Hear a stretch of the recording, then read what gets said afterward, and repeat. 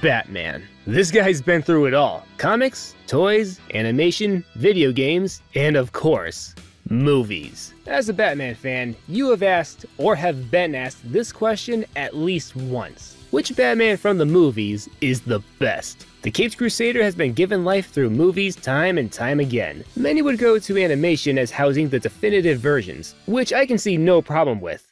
But if I do that, if I allow myself to go down into that place, I'll never come back.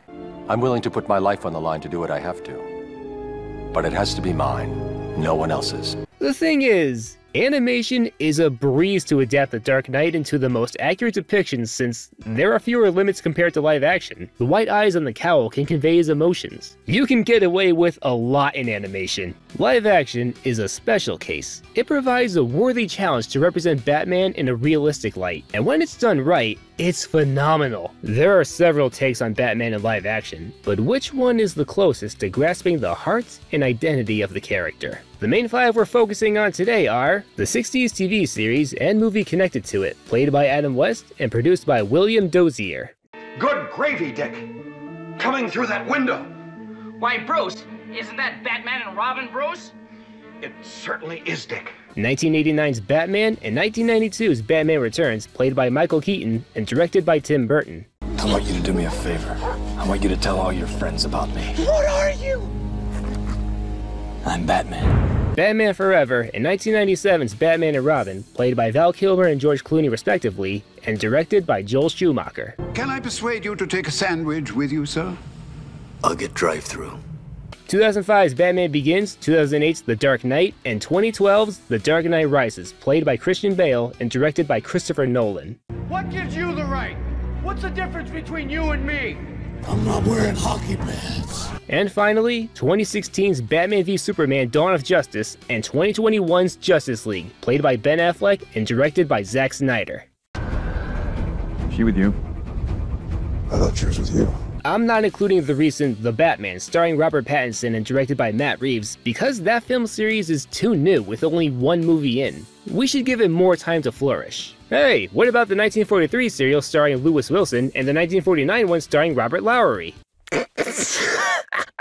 Those incarnations don't stand a chance against the big five I listed. Lack of gadgets, poor combat skills, and a low scale of innovation hold them back. Like, way back. I know, it's the 40s, and I understand why they look so cheap, but they wouldn't get far in this. The Batman from the TV series Gotham was in training during his adolescence throughout the entire show until the final episode. It wouldn't be fair to pit him against his adult rivals. Here are some important things to cover. I'm not ranking these five by the actors alone. Actors aren't in charge of everything. Screenwriters, costume designers, fight choreographers, and especially directors, they each have a hand in the craft. And while Dozier was a producer and not a director, he did have the most control over how the series went down. And I'd be crazy not to mention that he was also the narrator in that show. Meanwhile, up in the Wayne living room. Meanwhile, down in the Batcave. Meanwhile, up in the Wayne living room. Meanwhile, down in the Batcave. Meanwhile, up in the Wayne living room. While Batman 89 through Batman and Robin can be considered part of the same canon thanks to some clues planted in Batman Forever. You like strong women. I've done my homework. Or do I need skin-tight vinyl and a whip? You can't understand. Your family wasn't killed by a maniac. Yes, they were. These two pairs of films were handled under separate visions by Burton and Schumacher, so I'm keeping them split. And I'm grouping Kilmer and Clooney together as one shared character. Any live-action Batman project where Michael Keaton reprises his role as Bruce Wayne is not relevant here. If Tim Burton didn't direct it, I'm not counting it. It's not part of his vision. The two animated movies related to the 60s TV series, Batman Return of the Caped Crusaders and Batman vs. Two-Face, also won't be counted. They're not live action. But these are pretty good movies, and you so gotta check them out. For Snyder's take on Batman, I'm focusing on only his movies without tagging the compiled DC Expanded Universe films. We are discussing the Ultimate Edition of Batman v Superman and the Snyder Cut of Justice League, meaning the 2017 theatrical cut of Justice League is 100% irrelevant, so don't expect any of... Yeah. Oh, something is definitely bleeding. Well, I knew you didn't bring me back because you like me. I don't... not... Even though Batman appeared in 2016 Suicide Squad, Snyder didn't direct it, so we're not going over that. And out of fairness, I'll be including the planned Justice League 2 and 3 that Snyder wanted, given all the info I have. While we're still on the topic of directors, I'm including the unreleased Schumacher cut of Batman Forever. As of this recording, the long-desired extended cut of Batman Forever is showing no sign of being released. But to honor the memory of the late Joel Schumacher, we owe it to him to discuss the movie he wanted. For the most part. I mean, this thing still isn't out. Deleted scenes and details from the script will be mentioned. Since we don't have the full movie, I gotta work with what I have. While Batman Begins is my all-time favorite movie, and Dawn of Justice is one of my least favorites, I'm gonna be fair for both versions. And I'm not reviewing these movies and the one TV series. We're talking about the individual Batmans.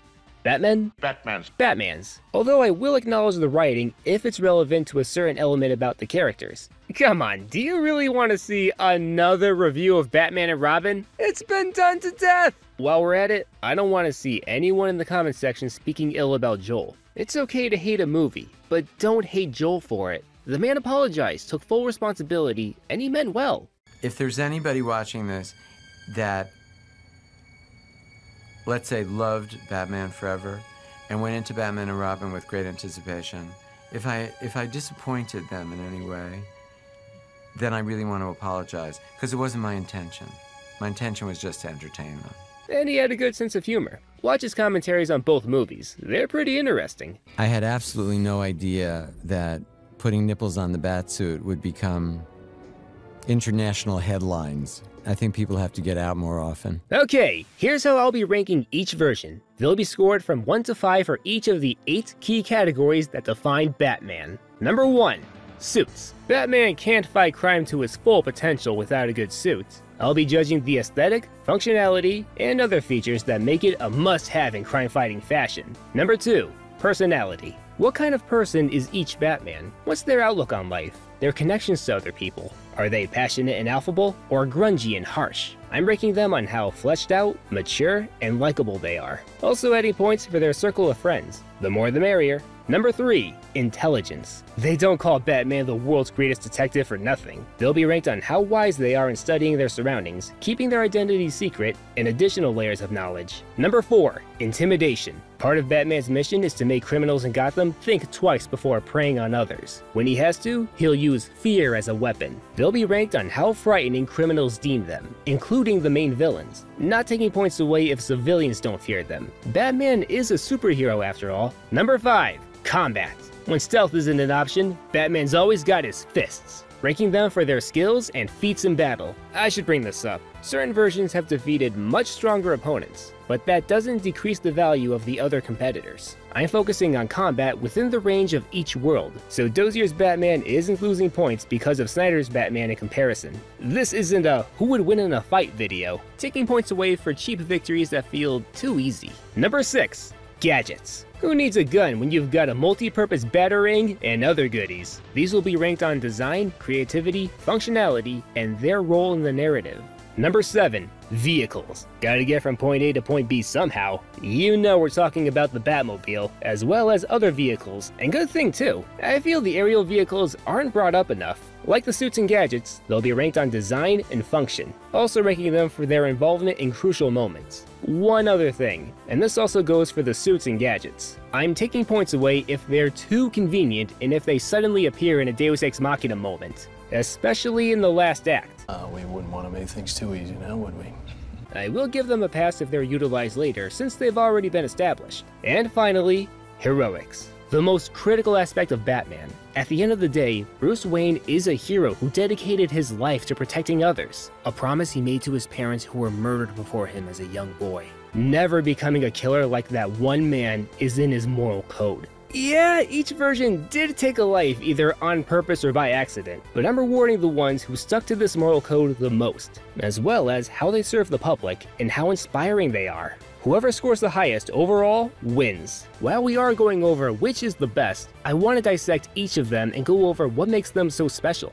This isn't only about comparing, we're also seeing how they stand on their own. One last thing to go over. This is all my opinion. I'm not the Batman expert, and I'm not here saying I know more than you. I'm just some fan giving his thoughts. Speaking of costumed heroes, my debut novel, Shadow of the Chimera: Fractured Reunion, is now available on Barnes & Noble.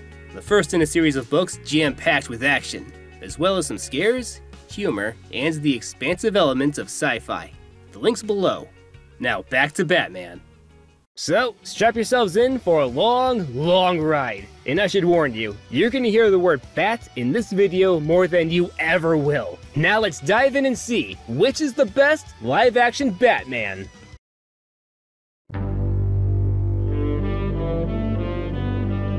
In Gotham City of the swingin' 60s, millionaire Bruce Wayne is an upstanding model citizen, participating in anti-crime organizations and numerous charities. Respected by officers of the law, trusted by just about everyone, and a good influence to his youthful ward Dick Grayson and millions of other youngsters. But unknown to most, he and Dick are the dynamic duo, Batman and Robin, the Boy Wonder, doing everything in their power to fight crime the lawful and moral way. During a critical era in the 60s, we needed this kind of Batman, a light in the darkness, providing us with faith in people and the future.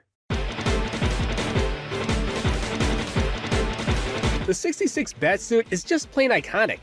Sure, it lacks a dark presence going for a friendly and albeit goofy disposition, but it's fitting in this Silver Age world, not threatening and not too pricey. The cowl has a genial look to it with raised thin white eyebrows to express a permanent state of interest. I love the way this suit blends the colors. The gray body is layered under pieces of yellow and deep glossy purple, making both colors pop. And it doesn't look too bad when he adds a pair of yellow trunks. Definitely the most colorful Batsuit in this video. While the utility belt is immensely useful for storing his gadgets, the belt itself is handy for latching onto switches, and the shiny buckle can let him redirect beams of light. The boots have a few surprises. Bulletproof soles when Commissioner Gordon and Chief O'Hara unknowingly shot at Batman and Robin. Spring-loaded boots to escape deadly jousters. We've got your number, Archer. Rocket boots to blast out of a giant cake with quicksand on top. Batman has multiple suits, some with unique advantages. One that completely protects him from acid, one that comes in a capsule but expands in warm water, and with a full belt too. It wasn't just Bruce who wore these. Alfred donned a few on occasion, doubling as the Cape Crusader when Bruce Wayne is occupied. The only time in live action where Alfred wore it, and Batman is slick with a stash. The spikes on the gloves are purely for show. They have no function. He won't be stopping blades with those. Being made of spandex makes it seem light and easy to move in, although that wasn't the reality. Are your tights tight? They're so thick I can barely bend my knees and they itch. There's no padding on the body. This suit's not going to protect you from gunfire or even physical trauma. Another major problem with the suit is that certain features suddenly appeared for plot convenience. Naturally, you didn't know I was wearing my special Super Thermal B long underwear for extreme cold.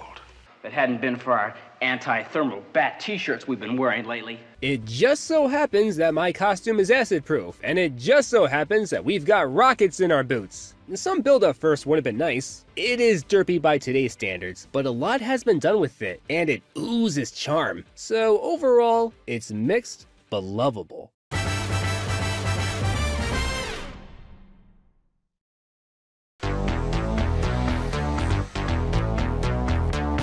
This Batman is a Boy Scout at heart. He disapproves of gambling, drinking, and even cursing. And you can also tell him to... Oh, such language. Unquestionably the friendliest Batman ever made. He has close ties to other people as both identities. He holds Commissioner Gordon in high regard and has a strong relationship with him. Although he respects Chief O'Hara, he makes a few subtle jabs at him for being a doofus. Great job, Batman. I couldn't have done better myself. Thank you, Chief O'Hara. That's high praise indeed. And he's so damn sweet! A gentleman to everybody, especially to Harriet Cooper, Dick's aunt who lives in the manor, but doesn't know Bruce and Dick are Batman and Robin. With or without the mask, he treats her like family. This is Mrs. Harriet Cooper, one of Gotham City's most law-abiding and respected citizens. All I wanted to do was open a small savings account for my nephew, Dick Grayson. He has immense regard for Alfred. He never saw him as just a butler, and he was doing much more than his bit. You see, I like to feel that I'm not only contributing my bit, I like to feel that I'm part of the team, son. Well spoken, Alfred. Of course you're part of the team. While he never learns that Commissioner Gordon's daughter, Barbara, is Batgirl, he treats them both as his friend in his social life and his crime-fighting buddy. Well, how can we fight them if we can't see them? We may not be able to see them, but I have the feeling they're still here. His friendship with Robin is the heart of the series. As a mentor, he's strict, but never harsh. He encourages Robin and lets him know when he's proud of him. What kind of bird? A canary. You've done it again, old chap. Robin was created in the 40s to be a stand-in for young boys to see Batman as their father figure. And the show sells that. It's so wholesome. That's not to say Bruce is too perfect and unbearably nice. He can be savage at times. Why, even a 3-year-old could do better than that. Here, let me show you. Oh, there, that's more like it. Yes, I see what you mean. That's about the level of a 3-year-old. As expected in a show that leans on comedy, Batman's hilarious. Let's help a little old lady across the street and into the penitentiary. With 5,000 screaming teenagers, someone is liable to get hurt. If you can't trust Santa, whom can you trust? He also has this unique aura. Despite his comic booky look, he is dead serious about his lifestyle. He never took crime fighting lightly or thought about quitting. Sometimes I can't help wondering if the hazards of crime fighting are really worth the go. That, Alfred, has never entered my mind. And the way he speaks has an alien feel. He speaks as though he is an ethereal creature who has crossed over into our mortal, tangible realm. No one can make a seagoing vessel simply disappear, provided it was ever really there at all. You're talking slowly on purpose so you could have more screen. I'm talking bat speak to exaggerate the absurdity of the moment. Sometimes we see him as if he's in a trance where he crosses his arms and gets in the zone. But we know the bookworm's changed his plan. Don't interrupt! I'm trying to fathom the subconscious of a deadly criminal. This is an all-around fun Batman. Honest, mature, and never afraid to shake a mean cape.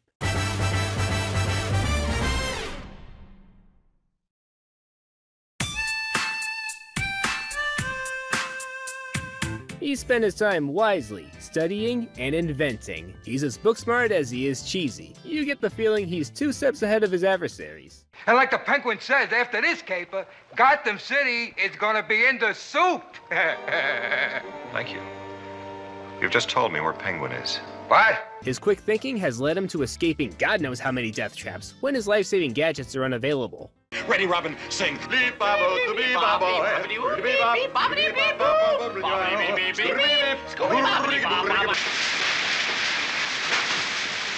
And he's never shy about challenging his enemies to a duel of knowledge or trivia. His proficiency of languages, history, and literature might as well be bottomless. Tell me who said biography should be written by an acute enemy.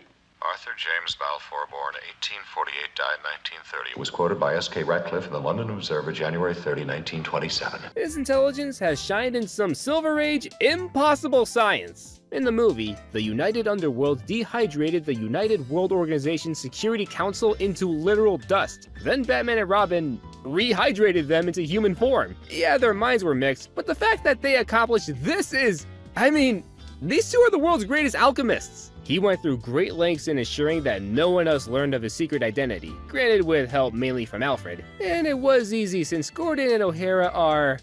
pretty dumb. I'm calling to let you know that Catwoman has stolen several $1 million worth of jewels. Have you called Batman? He's here in my office right now. He's clever in distinguishing his 2 personalities from each other. Even though they sound alike, they're not completely the same. They drift apart in small ways. In the episode I Spy, during Bruce's phone call with Gordon and Batman, he switches from one persona to the other, with Bruce sounding a bit cowardly and Batman sounding stern. A dummy package of money, that sounds risky. Risk is our business, Mr. Wayne. Of course. They also differ when it comes to humility. When Bruce is arrested, this is his response. I'm a personal friend of Commissioner Gordon. And when Batman gets a parking ticket, this is his. He's got pull with Gordon and O'Hara. Correction. I try to cooperate with the police of Gotham City. But... you know how in the show, Batman and Robin are in a death trap at the end of part 1, and in part 2 they escape from that death trap? Half the time, they get into these situations by being too brash and trusting. Can I freshen up a little bit with makeup? Yes, go ahead. Holy Heidelberg, what'd you do that for? Throw it! Sorry, Cape Crusaders. And a good number of his victories were out of blind luck. Oh no, a torpedo's coming, and they can't destroy it! It's okay, an aquatic animal blocked it. Gasp! King Tut knows that Bruce Wayne is Batman, and he's about to tell Gordon! But don't worry, a rock hit him on the noggin, and he forgot. And the villains rarely stay there to make sure the trap worked, and the two are in fact dead. I'm going to leave them alone and not actually witness them dying. I'm just going to assume it all went to plan. What? Then they're all shocked when they see the two are still alive. Oh, what's this? An apparition? A lot of times, he needs to contact Alfred, who just so happens to be in the Batcave. He could have been taking a walk or doing anything else. This might be the luckiest Batman. The good does outweigh the bad, but not fully.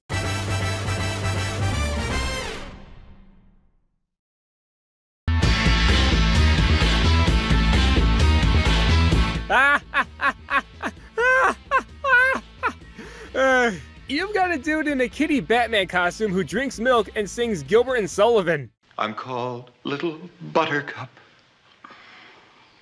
Dear Little Buttercup.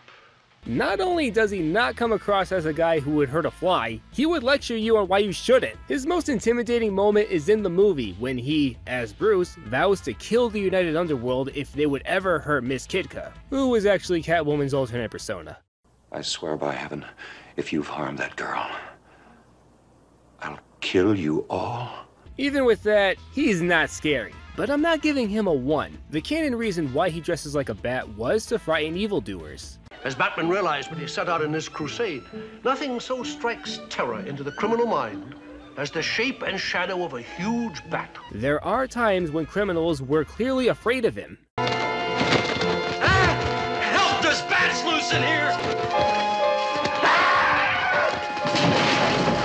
Oh, you can say that over the phone, Batman, but if I had you here, I'd pound you to a pulp! Start pounding, Joker. The dynamic duo are the #1 obstacle of all villains. Why else go through these inflated machinations if it wasn't to finally accomplish the impossible and finish the crime fighters who put him in prison? So, they are intimidated by Batman, but not by that much.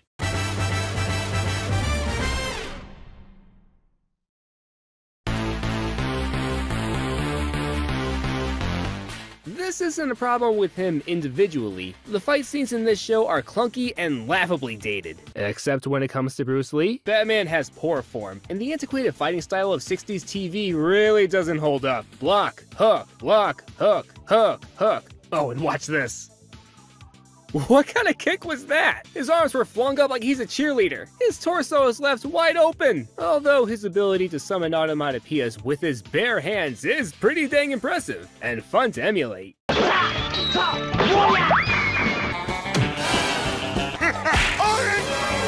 True, he has won most of his fight scenes, but he lost plenty of them too, and found himself wound up in death traps, given the show's formula. Out of the big 5, he lost the most battles. I don't get it, in the opening, he looks invincible. Look at that, there are 18 guys there, and he and Robin whoop their asses like they're Saitama. As sloppy as he is, I won't overlook that he was successful most of the time, and he got the job done. But there is a lot of room for improvement.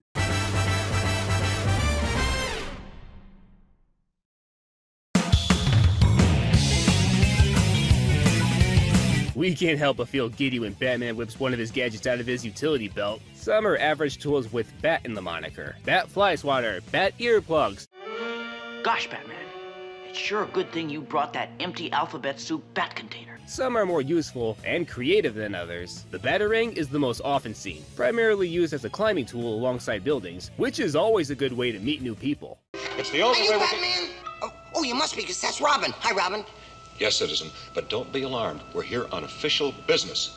Holy human flies. The Batarang is also good as a tripwire, a projectile weapon, and it lets him disarm gunmen. Other gadgets are nifty too. A laser gun to cut binds, nets, and blast bars open. The Bat-Zookas. one for launching a grappling hook at a higher distance, and a megaton cannon that can deal heavy damage to a golden tank. The Bat Drone for catching wavelengths around the city, Bat Jets for blasting up broken elevators, Bat Climbers, Bat Magnet, explosives, and my personal favorite, the Bat Shield, a foldable, transparent, bulletproof shield that's wide enough for 2 people to hold, and it's used many times. On top of that, it's indisputable proof that Batman uses hammer space. Where else is he storing that giant thing? Other gadgets.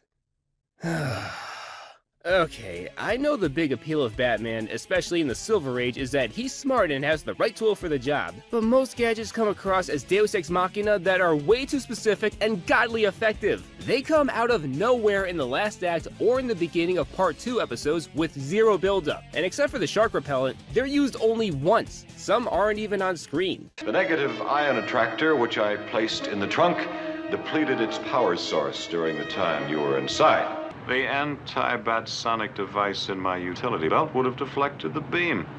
And let's not forget this show's favorite get-out-of-jail-free card, pills and sprays. The universal drug antidote pills will fix you up post-haste. I'll give them the Batnesia gas, Robin. So I took an anti-allergy pill. It's a sad pill. Anti-blast bat powder. He took some sort of bee sting pill. Isn't that the most? He has just a thing for almost every possible dilemma. Fortunately, I always carry my carousel reversal spray. What don't you have in that belt? These super gadgets and all-purpose pills and sprays rob the moment of all suspense. Oh, but strap yourselves in for the king of the super gadgets. In the penultimate episode, The Entrancing Dr. Cassandra, the titular villain of the week beams Batman, Robin, and Batgirl with an Alvino ray gun, which transforms them into cardboard cutouts. But don't worry, because in Bruce's spare time, he invented the 3-dimensional Bat Restorer! What? Alfred places the cardboard cutouts into the giant gizmo and zaps them back into 3D. What? The problem isn't that it exists, it's that it suddenly appeared. This is a huge problem with the show. There's no tension since a magical device is lying around somewhere. Well, can't blame a guy for being prepared, and they do have that 60s comic book finesse to them. But there's the point where super plot convenience happens so often, you gotta draw the line.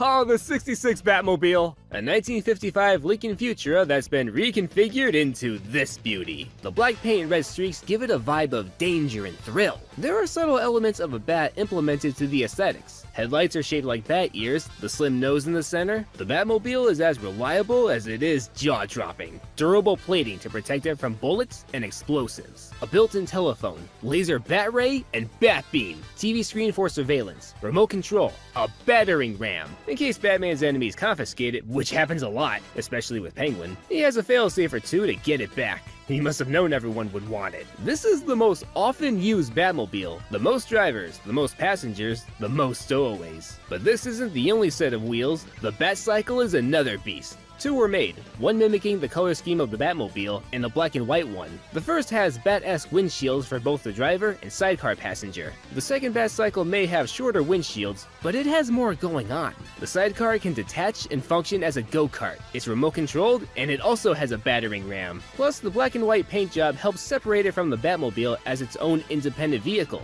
instead of just the bike version of the Batmobile. Other vehicles also deserve a mention. The Batboat, a deck boat that was driven during an investigation on Penguin's bellboy in the movie, and the battle against his submarine. And there was that one time in season 2 when they were sneaking up on Archer's boat. Yeah, not used a lot. I guess it wasn't in the show's budget. Last but not least, the Batcopter. Basically a helicopter with bat wings glued to the sides. This was used in the movie when a deadly, explosive shark was gnawing on Batman's leg. And it was piloted during the brief scuffle against Riddler's missiles. After the movie, it was brought back through stock footage, TV budget and all that. It's worth noting that the Batcopter and Batboat have details relating to their air and waterbound elements. Wings and a fin. All vehicles have that smooth 60s appeal, and there's something in each of them that makes them distinctive thanks to lasting impressions. Unlike the super gadgets, the vehicles never felt as random. They were established early enough and utilized multiple times. Stylish and practical at every turn.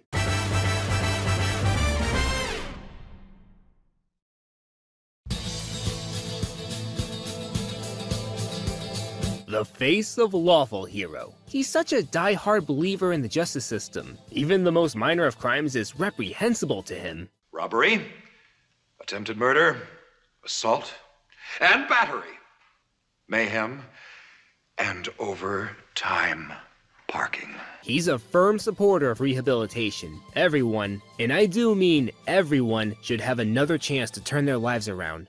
It's my fervent hope that warped minds such as his can be rehabilitated once and for all. As he said multiple times, he's a duly deputized agent of the law who acts as an extension of the police. Yeah, this series had a black and white mid-20th century message regarding law enforcement. You are like the masked vigilantes in the westerns, no? Certainly not. Batman and Robin are fully deputized agents of the law. Support your police. That's our message. Well said, Robin. But looking at Batman, he never abused his authority. He maintained the public trust, contributed to society, and expressed empathy for criminals. I hurt anybody? Only yourself, Professor. Only yourself. Contains lethal radioactive elements. He must get medical help at once. It's not just the safety and well-being of Gotham citizens he protects, it's also their sense of morality. In the two-parter, Joker goes to school, and he meets his match, the Grizzly Ghoul. Joker wants teenagers to take the easy way out in life, giving up on studying and honest work, and Batman tries to nullify Joker's misleading influence. Go back to your studies. Believe me, nothing in life is free! He's always setting a good example for his protege Robin, teaching his good-hearted but impulsive apprentice to be at his best, physically and mentally building him up to be the next defender of justice. No policeman's going to give the Batmobile a ticket. No matter, Robin. This money goes toward building better roads. We all must do our part. The responsibility of the press is to report the truth despite what it might do to our public image. No, Robin. The safety of the hotel guests first. His moral drive to steer Robin on the right path is one of his most powerful characteristics. And on a side note, this version of Robin does not get enough credit. He's honest, well-meaning, and always ready to take action. And he's also a good inspiration for kids. Wise up, you guys. Life isn't this easy. Well, that's easy for you to say. You're the ward of that rich millionaire. That has nothing to do with it. Back to Batman. His biggest challenge in heroics?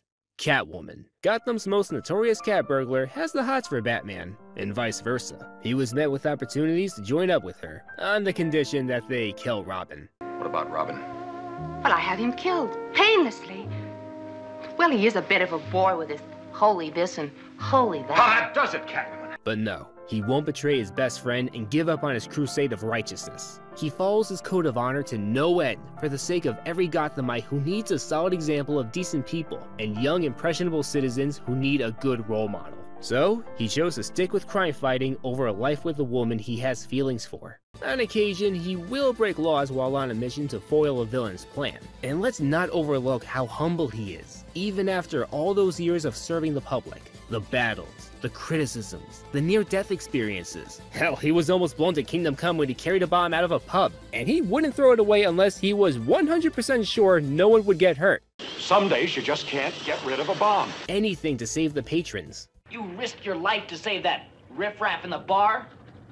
They may be drinkers, Robin, but they're also human beings. After all this, he never felt entitled. No arrogance in him whatsoever. The law of this city is in your hands. We just try to help a bit, here and there, wherever we can. You can tell he truly cares about others, no matter what side they're on. Kind, forgiving, compassionate, self-sacrificing, and just. A hero to the core. So brave, so dependable, and so modest. Rare in men these days. Very rare.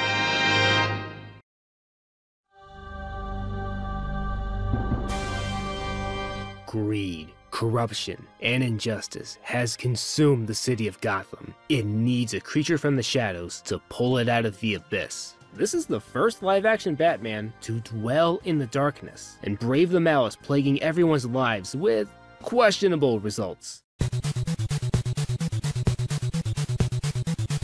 The '89 Batsuit is a revolutionary one, the first to be made of foam latex covering a neoprene bodysuit. It replaced the staple gray body for a black one to match the cape and cowl, but it does keep the yellow canvas on the chest, helping it stand out. Yeah, getting shot there isn't much of a problem, since this suit is bulletproof. What is that? Some kind of body armor.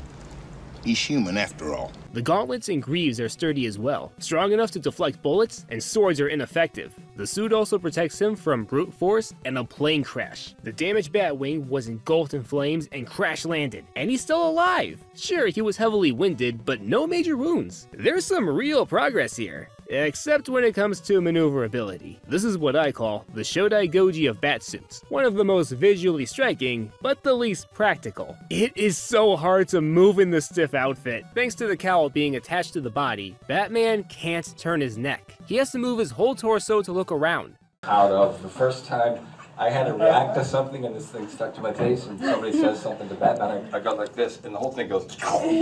And the fake abs are weird. They make the suit look way too organic. Everybody jokes about the bat nipples, but why do the bat abs get a pass? I know it's nitpicking, but I wanted to bring it up. It grosses me out. The 92 suit in Batman Returns is an overall improvement. It's sharper and easier to work with, being a tad more flexible. Instead of abs, the core resembles a belfry window. That's brilliant and so at home. For a hasty getaway, he can use built-in wings for gliding off rooftops. Like the 89 suit, it's also bulletproof, but Catwoman's claws can penetrate it. And like its predecessor, movement is limited. Batman still has to rotate his whole body to look around. It can't be denied that both suits have that superhero gothic flair. And while I like the 92 suit more, the 89 one has a lot going for it. When it comes to a war against crime, you're gonna need something protective and stylish. Although it does hamper your movement.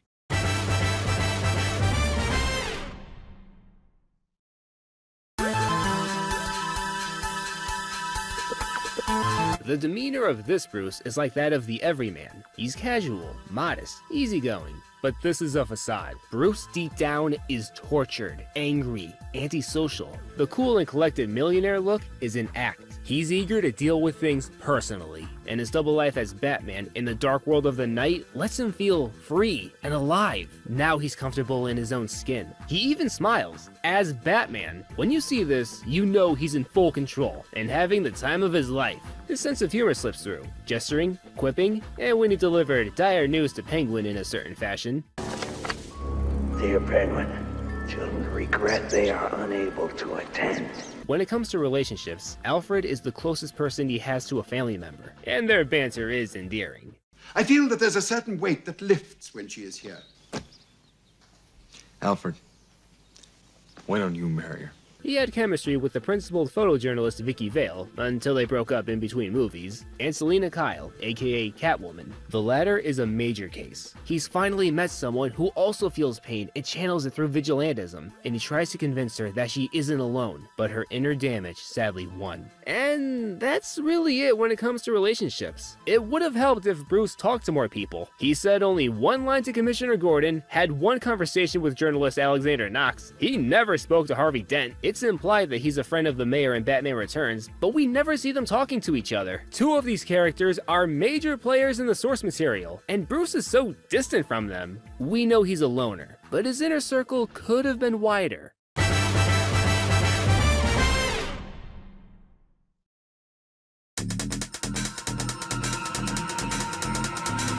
This Batman, he switches from an astute detective to a dumbass. He does have his share of bright moments, like when he deducted the cure for Joker's Smilex poison, recorded Penguin's rant at the citizens when he was mouthing off, which he used to sabotage his campaign for mayor in his following speech. Just relax. I'll take care of the squealing, wretched pinhead puppets of Gotham. Hey, just relax. I'll take care of the squealing, wretched pinhead puppets of Gotham. He swiped Vicky's photo of him unmasked in the alley fight when Joker's men removed his cowl as he was temporarily unconscious. Oh, he took the film. And redirected the missile equipped Penguins away from the center of Gotham. And then he has his moments that make me face palm, especially in Batman Returns. How could you? I'm a woman. I'm sorry, I can't believe you fell for the oldest trick in the book! What a goof! It took him a while to figure out that Joker was using Axis chemicals to manufacture Smilex. He drove recklessly in the streets while fighting the Red Triangle Circus gang, dangerously close to running people over. And he just stood there as the Ice Princess fell to her death.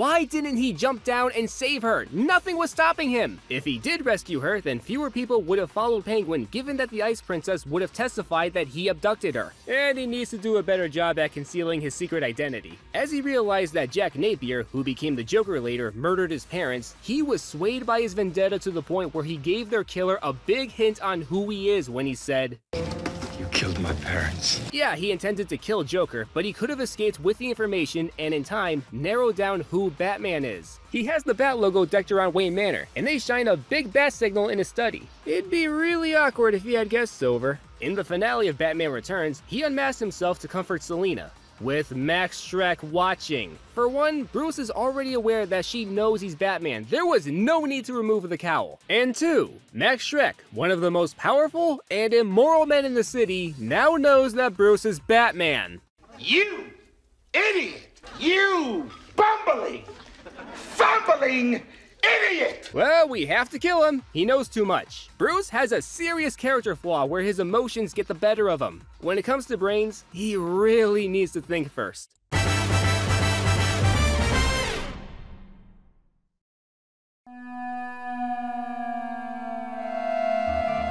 The low-level petty criminals are petrified of him. Look at the two muggers in the beginning of '89. One of them was already jittery thanks to rumors of Batman possibly offing Johnny Gobbs.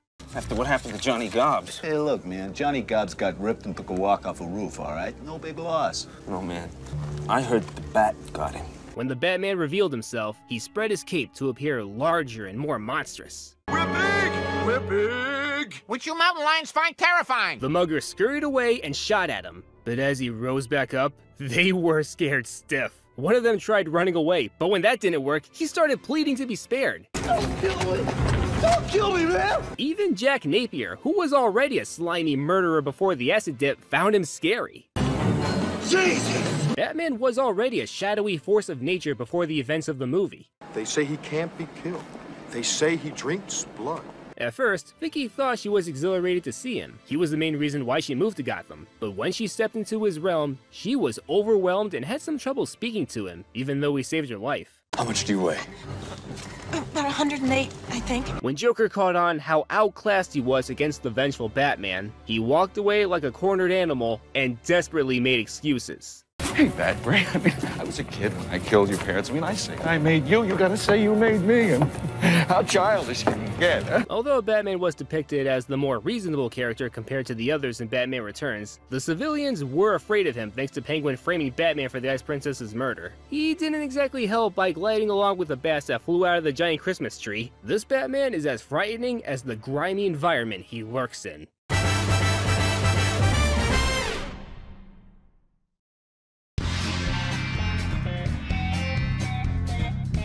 No doubt a capable solo fighter, standard thugs aren't a problem for him. He can walk through them without breaking a sweat. The likes of Joker or the Penguin got nothing on him. This Batman's toughest opponents were Catwoman and the unnamed brawny henchman from '89. He never did defeat Catwoman, the same as she never defeated him, since their fights were cut short with no clear winner. His hardest battle was definitely against the brawny henchman. This dude ruthlessly busted Batman up. True, he was injured after the Batwing crash and could have done a better job if he was in full health. But still, this was his most difficult fight. He resorted to a surprise attack to throw him down the bell tower. He is a good fighter, but I think he needed more opponents to bring a stronger challenge in order to make him a great fighter.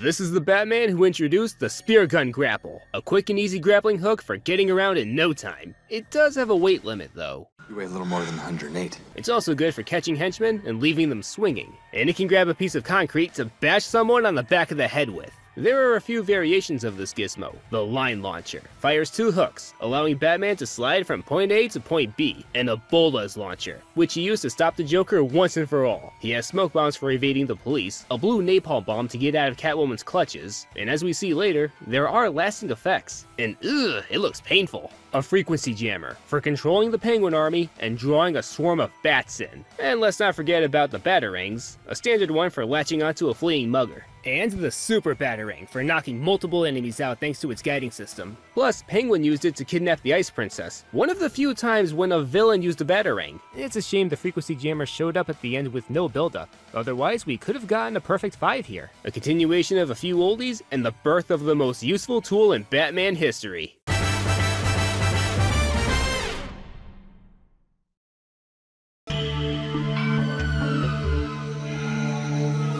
Like the '89 suit, the Burton Batmobile was the first of many. The first to enter through the roof, the first to be shaped like a rocket car, and the first to transform. The design corresponds to Batman's darker monster appearance. It's all black, and it has some detail like wings in the rear. These two are so in tandem with each other. The car's practically a part of them. We don't see it until Vicky does, placing us in her shoes as a bystander, so blown away by it. And the Batmobile was how she was brought to the Batcave, in all its glory. The Batmobile is equipped with a fast-acting shield to protect it from gunfire, explosions, and theft. Save for one mishap when it was tampered with by the Red Triangle gang. There's a heavier emphasis on warfare for this car, machine guns and bombs. What the fuck? Like its '66 predecessor, it can also be remote controlled. It has an emergency bobsled mode, shedding half of itself to fit through small spaces. While I do love this Batmobile, it needs a tune-up. The traction is sluggish. A grappling hook is mandatory for turning at high speeds. And it needs a major update in security. Penguin's gang sabotaged it, making it an H-bomb on wheels for him to go to town with. What is it with Penguin and the Batmobile anyway? Batman can even punch through the floor of the car. The Batwing. This was always my favorite of these movies. A compact plane for urban maneuverability. Although it was first seen in the last act, it was hinted to have been used earlier. Okay, here's the inner city, here's Axis Chemicals, and here are the sightings so far. Maybe Batman has some kind of flight pattern or something. We first see it used for thwarting Joker's poisonous parade, thanks to built-in clippers to collect the balloons and carry them to the sky. He stole my balloons! Why didn't somebody tell me that he had one of those things? In that scene where it positions itself over the moon, classic. Like the Batmobile, it also has weapons, Gatling guns and missiles. Its computer targeting system could go back to the drawing board. It missed Joker and left Batman wide open for the Clown Prince of Crime to shoot at him with his super long handgun, destroying the Batwing. The Bat Ski Boat, used in the finale of Batman Returns to drive to Penguin's abandoned zoo hideout. Ideal for driving through tunnels and avoiding missiles launched by these adorable attackers. I know they mean to kill, but aww. Okay, I gotta be real here. The Bat Ski Boat left no impression on me. It suddenly showed up in the last act with no previous scene hinting towards it, and it was used briefly once. I was never a big fan. Overall, these vehicles have a shared Gothic night visual and made a splash for new vehicles to come.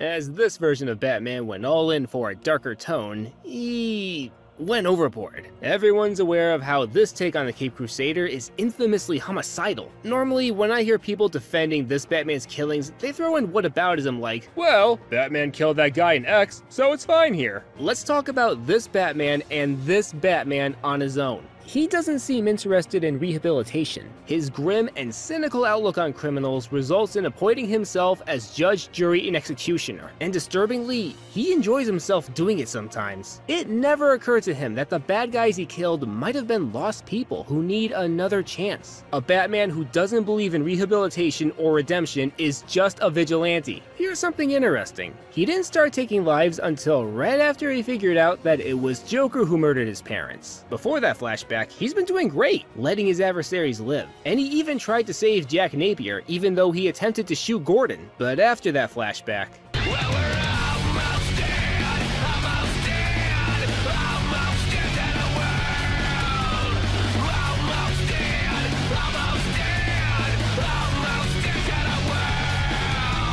he went down a twisted path, executing Joker's men and intending to murder the big boss himself twice before pinning him to a situation he couldn't have escaped from.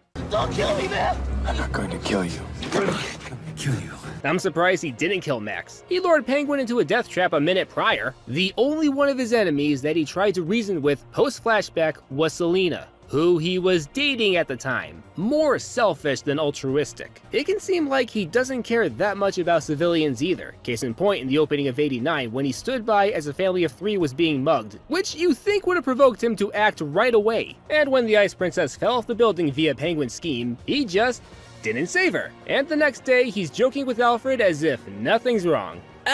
Batman failed to save an innocent woman. This should be devastating for him. It's not something you get over right away. No wonder it was easy for the city to turn on him. And you know what the messed up thing is? There's no inner conflict over taking lives or failing to save people. It happens, and he easily moves on. Granted, he did save the city from Joker and Penguin, but we could have used way more moments that make him heroic and noble. The part where he saves the firstborn sons from the Red Triangle gang, you could have him comforting the scared kids and say, "It's alright, don't be afraid." Something like that. It also doesn't help that he never gave his thoughts on Gotham's citizens, his belief in the good of people. We get little to none of that. At the end of '89, he wrote a speech for the city ensuring their safety. But if the forces of evil should rise again to cast a shadow on the heart of the city, call me.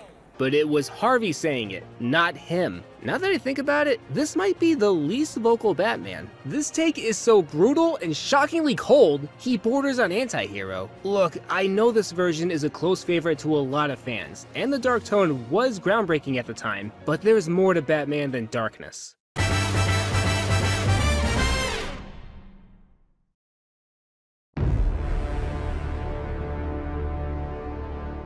Years have passed since Bruce first donned the cape and cowl. Batman sticks to his virtues as he rediscovers his calling and accepts a growing family. He contemplates his purpose and the limits of his capabilities, all while answering the question of who he truly is. Dubs during production. Nipples, nipples, nipples, nipples, nipples, nipples, nipples, nipples, nipples, nipples, nipples, nipples, nipples. Okay! Ugh!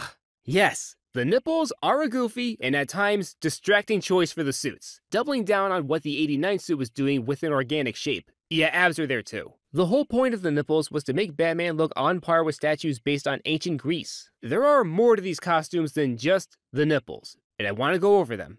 Alright, let's move on. Dubs during production as the Panther suit. The Panther suit is lighter than the previous two, allowing Batman to move faster and swim underwater. It's just as sturdy too. It's already fireproof on its own, but in an extreme case, it's capable of shielding itself into a resistant alloy. And the suit lets him glide without built-in wings like the '92 suit. An overall practical upgrade. When Riddler finds the Batcave, he destroys the Panther suits. But all's not lost. Are all the bat suits destroyed, Alfred? All except the prototype with the sonar modifications you invented, but you haven't tested it yet. Tonight's a good night. One of my favorites of the movies, the sonar suit. Bruce has been working on this prototype while investigating Riddler. This outfit is thicker, with a more metallic paint job, and the cowl has some work done to it, ridges below the ears, and some protruding sections of the mask. The abs appear less human and more alien, a very creature-esque approach to the suit. And if bat nipples don't fancy you, this suit is nipple-free. While we're still on the chest, this is the first suit in film to omit the yellow canvas. The first big-budget movie, that is, not counting the '40s serials. The suit's full reveal could be symbolic of Bruce's rebirth. He realized a certain truth about that fateful night, giving him a fresh start. He wore the suit when Robin stepped in, and the dynamic duo are back on the big screen after 29 years. A man's gotta go his own way. A friend taught me that. Not just a friend. A partner. The sonar suit has small rockets in the boots, it can also be used underwater, and it has sonar specs on the cowl. According to the script, we were going to see from Batman's point of view through these and get a Daredevil-like effect. With these, Batman was able to see the girders below Riddler's throne room and use them to save both Chase and Robin. If you pause it right, you see that he still has the sonar lens. Here's some fun trivia. Christian Bale and Cillian Murphy wore this suit when they auditioned for Batman Begins. Gotham needs you. And you serve Gotham? I serve justice. Who was with Falcone at the docks? The suit was also used in Looney Tunes Back in Action and Batman and Robin. And about that movie, the '97 suit is basically the Panther suit in all black, with spikes on the gloves inspired by the sonar suit. Not a whole lot new with this outfit. There is a communicator on the left glove when he told Robin to hit the brakes. Pull back, you can't make the jump. I can make it! There were also built-in hockey skates just in case he encounters a super criminal who really likes the cold. He didn't know about Mr. Freeze until the drive to the museum. He always had these ice skates built in. I see they wanted to bring this back. Other than that, it's the same as the Panther suit. The last of the Schumacher movies, the ice armor. Following the 97 suit, it's a copy of the previous movie's special outfit, with some aesthetic changes. Logically, Batman would need a suit to protect him from extremely low temperatures. We see him covered in ice in the 97 suit while the Batmobile was frozen in midair, so ice armor sounds like a good idea. The problem here is that he didn't need it, at all. Freeze never blasts him with his gun, and the temperature in the observatory doesn't seem too low since the scientists are holding up fine. The suit was pointless! I know, both movies were meant to sell toys, so that's why each title has two suits. At least the sonar suit was treated with respect and corresponded with Bruce's character growth. The ice armor just happens, and with no build-up. Way too blunt. I can easily say that the ice armor is my least favorite of all the movie suits. I do love the suits in Forever, nipples and all. They were revolutionary and brainstormed how far we can go with the costumes. The two in Batman and Robin are less inspiring repeats, but they don't reduce the worth of these two. Underrated suits that deserve more acclaim.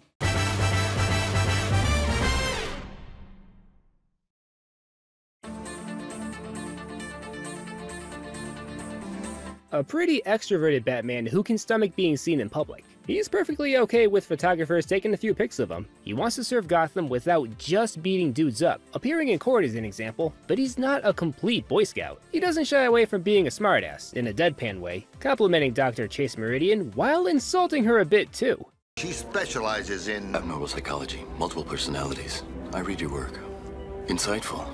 Naive, but insightful. He also has a few eccentric lines that you wouldn't catch most versions of Batman saying. It's the car, right? Chicks love the car. Chicks dig the car. As Bruce Wayne, he's the suave, attentive CEO of Wayne Enterprises. Did you notice that Batman Forever is the first movie where we see Bruce as the head of his company?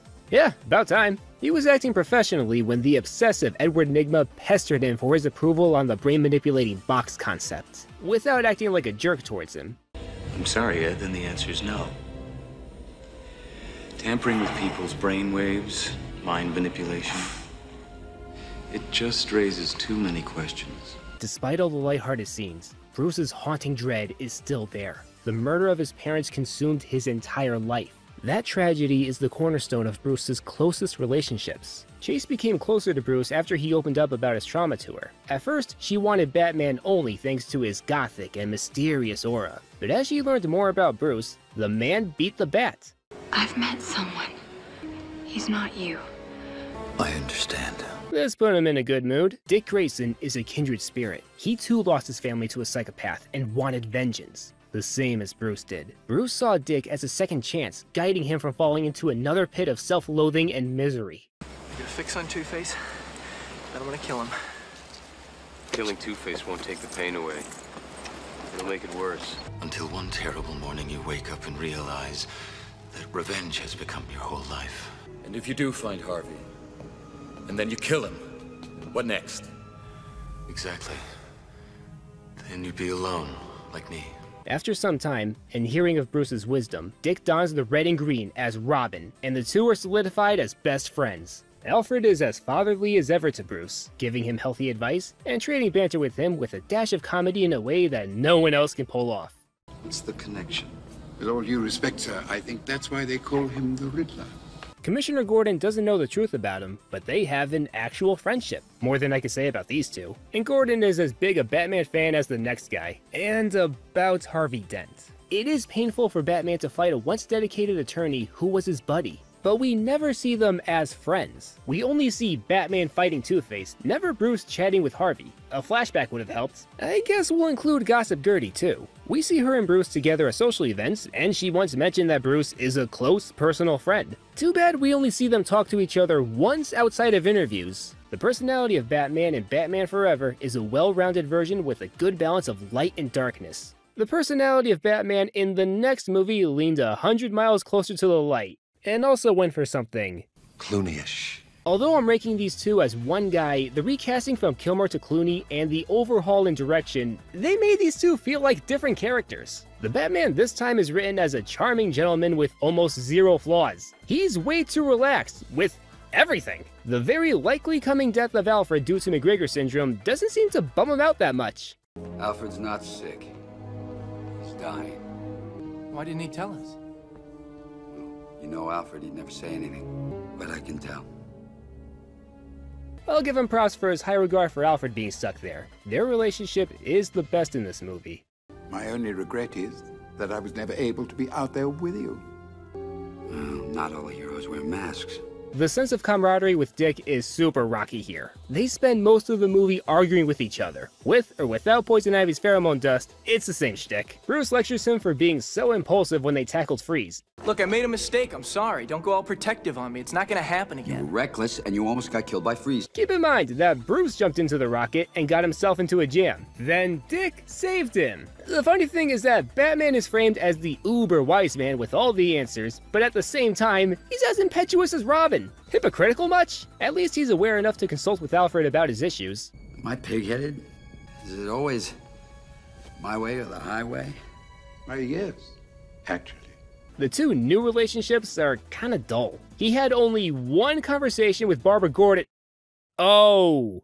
Barbara is the daughter of my dear sister Margaret. These two never talk to each other. Oh, that's sad. Where was I? He had only one conversation with Barbara Wilson before she became Batgirl. He talked to her as Batman way more than as Bruce. A friendship is there though, just pretty light. She knows who we are. Guess we'll just have to kill her. Yep, we'll kill her later. We have work to do. His girlfriend of that movie, Julie Madison, was just there. I keep forgetting that she's in this movie. They have only, 3 scenes together? And she never learns that Bruce is Batman. Yeah, this couple's not gonna make it. No question, the most superfluous of all supporting characters in the Batman movies. This take on Batman has a blend of colorful and dreary, with more emphasis on the former, but the soul of Batman still resides there.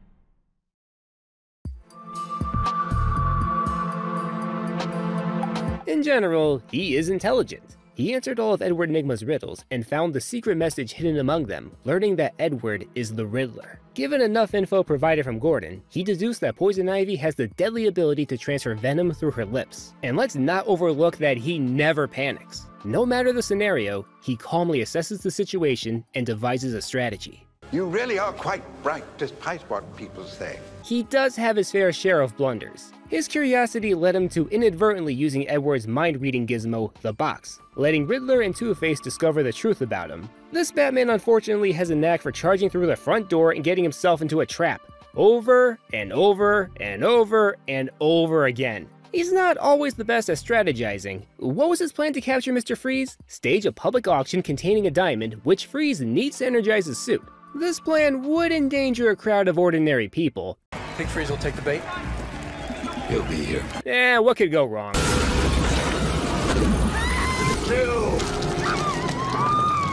You stupid, ignorant son of a bitch, dumb bastard! Yeah, he managed to apprehend Freeze, but it was a really close call. And I think the citizens would have liked not being frozen. This isn't the kind of risk Batman should take. Freeze would have shown up anyway, just have no bystanders there and set an actual trap. This Batman has his smart moments, but he's rough around the membrane.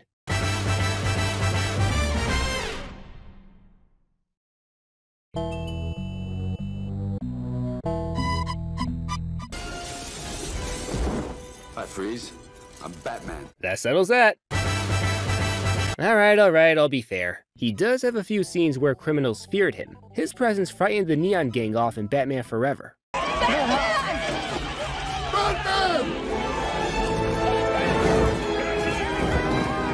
Oh, they're so cute when they're scared. And he made Riddler crap his pants after a flood of neural energy was hammered into him, which I think had a hand in screwing his brain. Who is Batman? I'm Batman.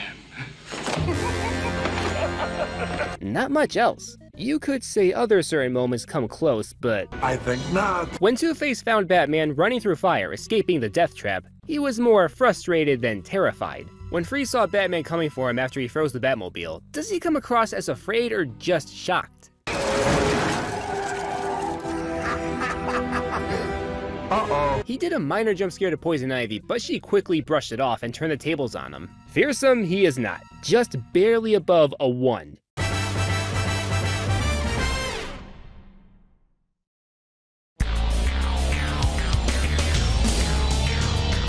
a skilled fighter through and through, subduing Two-Face's henchmen and Mr. Freeze's hockey team from hell with little trouble. Looking at the main villains, he technically lost a scuffle with Two-Face aboard the helicopter, thanks to a few select words, which we'll get to later. Batman and Robin ramped up the challenge for him. The roided juggernaut Bane? Peace has cost you your strength. Victory has defeated you. Wait, that's not right. Monkey work. There we go. And Mr. Freeze, who, at the time, was the toughest opponent for Batman in terms of combat. Not only is he smart enough to invent a power suit and a freeze rifle, he's also a big dude. I mean, Arnold Schwarzenegger. Batman did beat these two, but his victories felt way too cheap. His fight with Bane sucks. It's so slow and clunky, Bane just throws Batman around a bunch of times until he bonks him on the head with a pipe.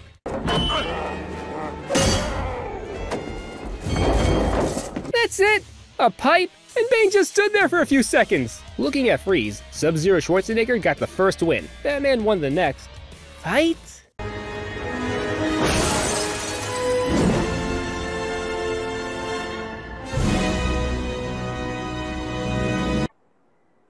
What the hell was that? His second victory had more effort put into it. It is an actual fight with the two trading blows. Oh, and he did beat Robin, if we're counting that. Overall, combat is sluggish, but you can't argue with the results. Maybe a little.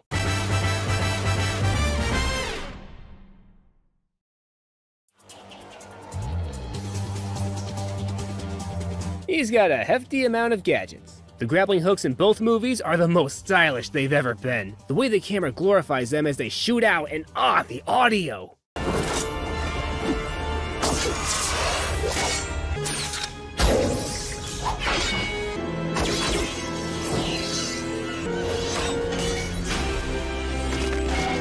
An alternative to the grappling hooks is the evolution of the spear gun grapple, the grapple gun, doing as you expect. A new variation of the Batarang, the Sonar Batarang, which he uses to destroy Riddler's antenna. As for the other gadgets, a taser gun, net gun, wired shuriken, a blowtorch, a buzzsaw, a projectile weapon to disarm Freeze, Batman and Robin, appropriately, had a higher significance on heat-based gadgets, Bat Bomb, Bat Heater, and the returning laser gun. These gadgets have some creativity put into them, and made for clever. Never leave the cave without it.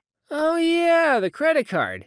You're probably thinking I'm gonna lose it like the rest of the internet has. But in all honesty, the card was just a gag. It changes nothing and doesn't linger on for too long. If it suddenly appeared at the end as just the tool Batman needed, then I'd criticize it. The Bat credit card isn't a big deal. What is a big deal, and what I will criticize, is the Bat camera. So, Freeze thinks Batman pulled the plug on his wife Nora, who was in suspended animation. But luckily, Batman has a camera that he uses to show Freeze Poison Ivy's confession of doing that herself. Without a doubt, the laziest gadget of the Schumacher movies. We didn't need a callback to the super gadgets of the 60s. What really doesn't help is that most of these gadgets are one-offs brought in for convenience. Used once and never used again. Taser gun, used once. Buzzsaw, used once. The goal of the movies to sell toys brought up a misguided quantity over quality rule.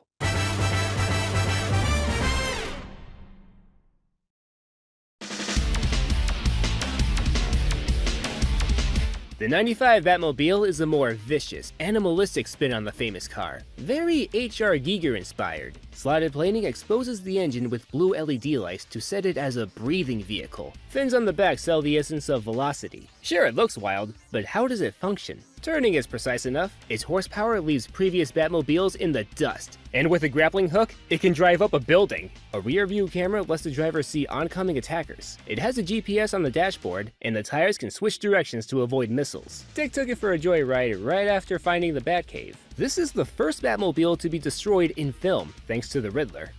Feels like losing a part of yourself. After Batman Forever, Bruce got a new set of wheels. Do try and bring this one back in one piece, sir. The 97 Batmobile might be the longest to date.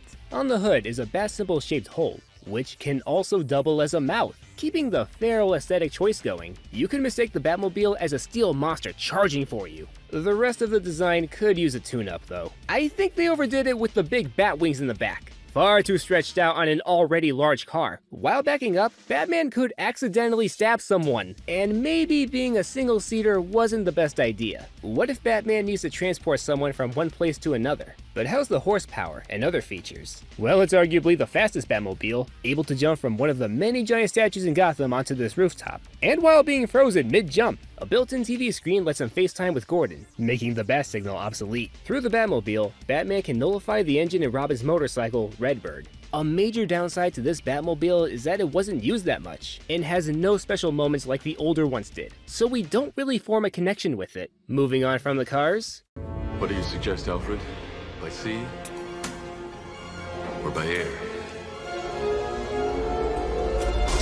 The 95 Batboat looks like an aquatic version of the 95 Batmobile. Dynamic and ferocious, also with slotted plating. Driven by Robin after his big debut. It's a shame that it was obliterated during the drive to Riddler's Claw Island, and we don't see it until the climax, so you know I'm taking points away. So far, this is the final aquatic vehicle in live-action movies. I'd love to see a new one. The 95 Batwing, the airborne sister vehicle to the 95 Batmobile. When we first see it, it's docked upside down like a bat. Brilliant! No weaponry, as it was solely used for transportation. Some weapons would have come in handy when Riddler blasted a wing off.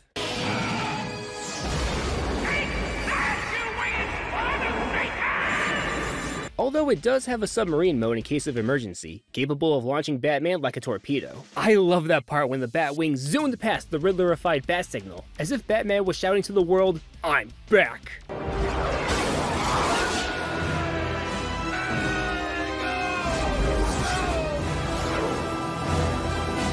And it was an awesome moment to see Batman and Robin in their first mission together venture out to face the bad guys using these two. And finally, the Bat Hammer, designed for icy roads and shaped like a bat. Like the 97 Batmobile, it also has a glow-up mouth up front. And unlike the ice armor, we actually see it repel a freeze ray. Outside of that, it follows the wrong beats, suddenly appearing near the end out of convenience, and being in one of the shortest vehicle scenes, that really doesn't help. We know this movie was a big toy commercial, but you gotta put some finesse into it. I do like how the vehicles share the same design template within each of their respective movies, almost as if one can transform into another. Vehicles is another mixed bag, but hey, they got style.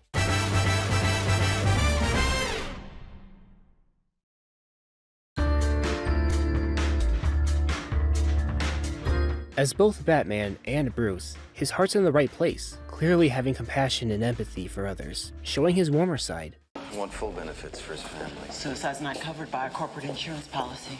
I know. Full benefits. You don't even know me. I know you're in a lot of pain because of your family. I know you feel responsible.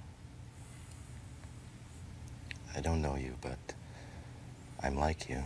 But he doesn't have a perfect record. As the Schumacher cut was intended to be a sequel to Burton's movies, Batman's history of taking lives has not gone unnoticed. What's that lethal curl of the lip?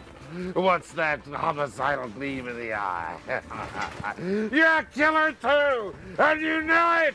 Bruce is aware of his past killings. He's in a constant state of turmoil for what he's done and repeatedly warns Dick not to follow the same destructive path. Sure, the theatrical cut contradicted his message by having Batman intentionally cause Two-Face to fall to his doom, but in the script, he just falls by accident. Until we see the actual Schumacher cut to know what happened, I'm not taking points away. Batman Forever was the first movie to give a shot at providing Bruce some growth. For years, he blamed himself for his parents' deaths. He thought going to the Zorro movie was his idea, so the way he sees it, he led them to their demise. Being Batman is a curse to him. The main reason why Bruce is doing this is because he believes he has to, paying for his grave mistake. Why does a man do this?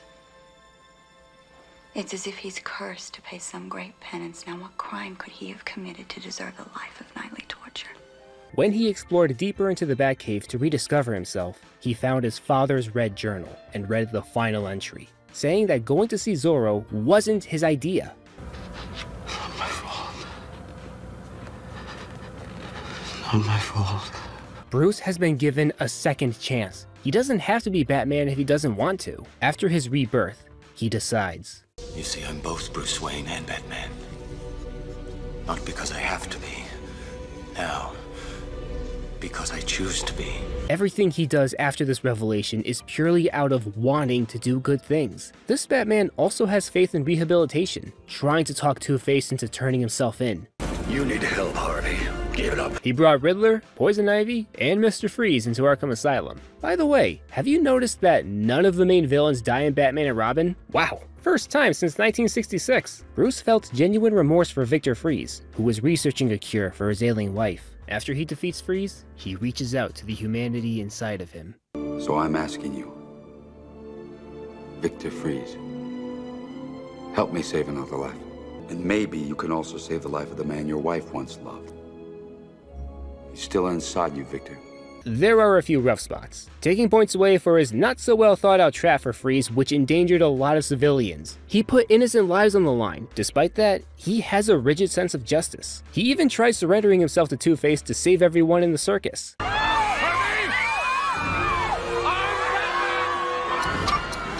This is a heroic Batman, finding his inner peace and showing others a light in their own dark abyss.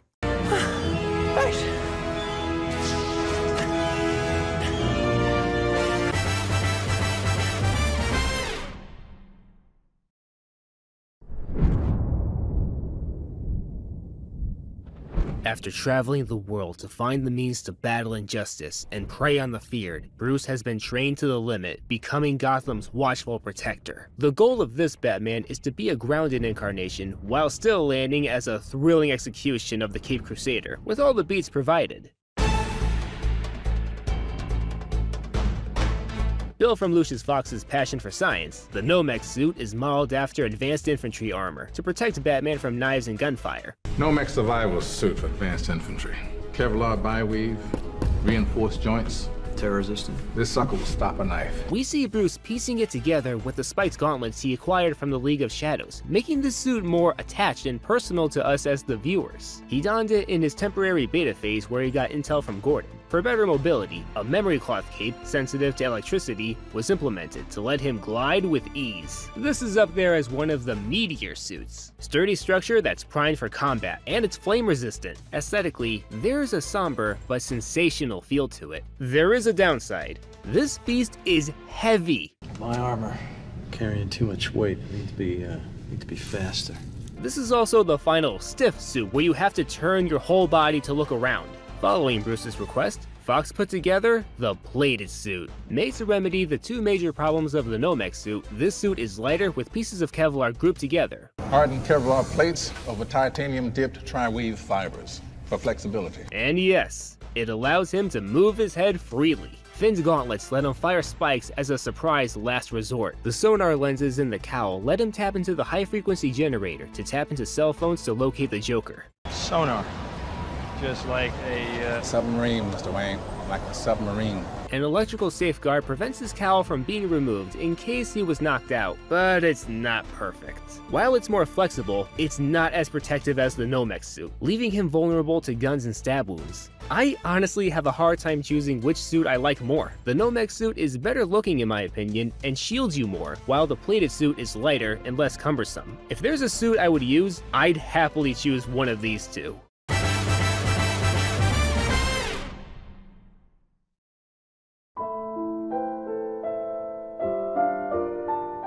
He maintains his humanity and moral standards, despite the chaos he deals with head-on. He means business, but he doesn't shy away from being blunt and a little snarky. I suppose you're gonna lock me up as well. As your accomplice. Accomplice? I'm gonna tell them the whole thing was your idea. Over the years, most notably after The Dark Knight came out, there have been jokes about how angsty and juvenile this Batman is. He brags about being the biggest, smartest, baddest dude ever, cause he's Batman, he's Batman, he's Batman. This game is stupid! I'm not wearing hockey pads! I think this version of Batman got stitched together with certain immature incarnations of the character. All-star Batman and Robin! And yeah, the raspy voice is stupid as hell. This is an audio sample. If he talks within range of any phone in the city, you can triangulate his position. He should have kept the one from Batman Begins. I'm gonna give you a sedative. You'll wake up back at home. When you do, get these to Gordon, and Gordon alone trusts no one. What's wrong with that? Why couldn't that stay? After rewatching this trilogy, he never came across as bratty or childish after becoming Batman. He's mature, sensitive, empathetic, while having the appropriate amount of drama. The way he treats civilians is on point. Nice coat.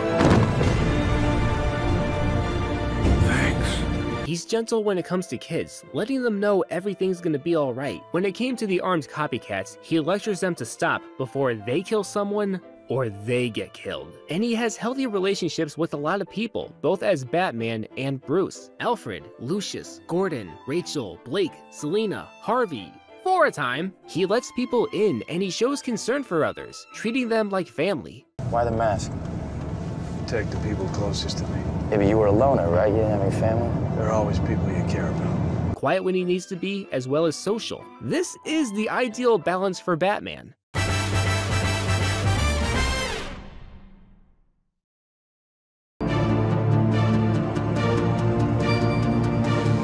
Undeniably intelligent in strategy, engineering, and criminal justice. His method of beating the bad guys is akin to ninja, approaching from the shadows and striking at the right moment. After some covert researching, he played a major role in bringing crime lord Carmine Falcone down through stealth, leverage, and the law.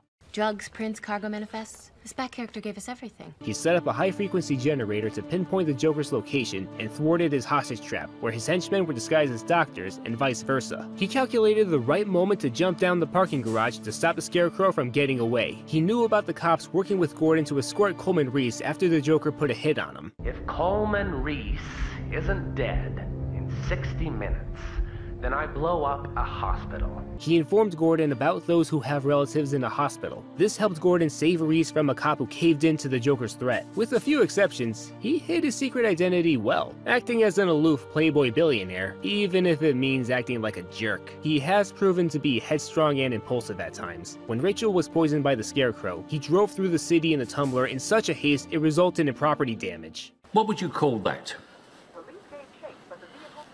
Damn good television. He flat out walked into Bane's hands after being too trusting with Catwoman. He's also a tad selfish, which has gotten in the way in one grim event. When he's been given a choice to save Harvey Dent, Gotham's shining district attorney who gave the city a solid sense of optimism, or Rachel Dawes, the woman he loves, he chose Rachel. The Joker gave him the wrong addresses, so Harvey was saved, but not Rachel. This was the one time, as Batman, he put his own needs over the city's. True, he thought the police could have saved Dent, but he made his choice. He is smart, but he's got his flaws.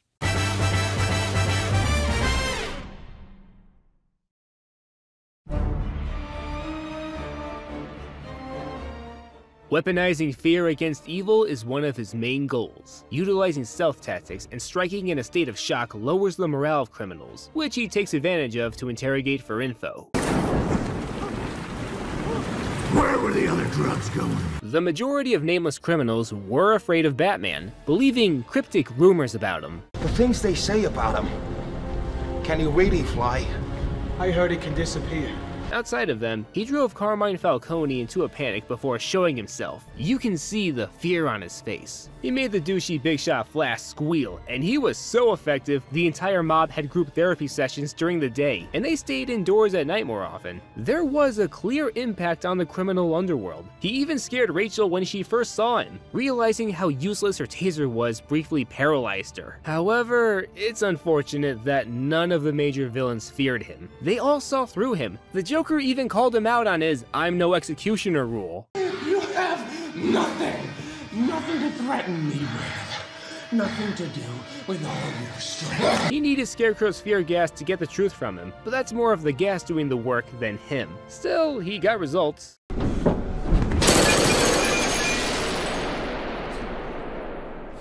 Where are you? Here. Go!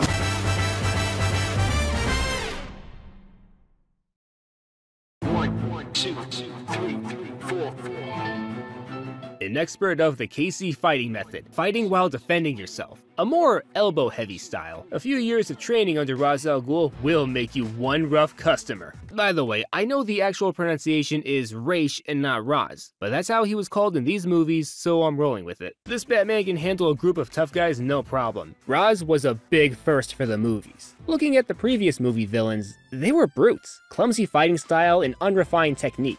Ra's is the first skilled fighter. Not only that, a masterful one. He trained Batman. He held out long enough against Ra's on the monorail and turned the tables on him, capable of a killing stroke. He had a few losses in combat. Ra's took advantage of the burning manor to pin Bruce down. Scarecrow caught him off guard with fear gas and lit him on fire. And he was brutally beaten by Bane, who left an impression. Oh, your money!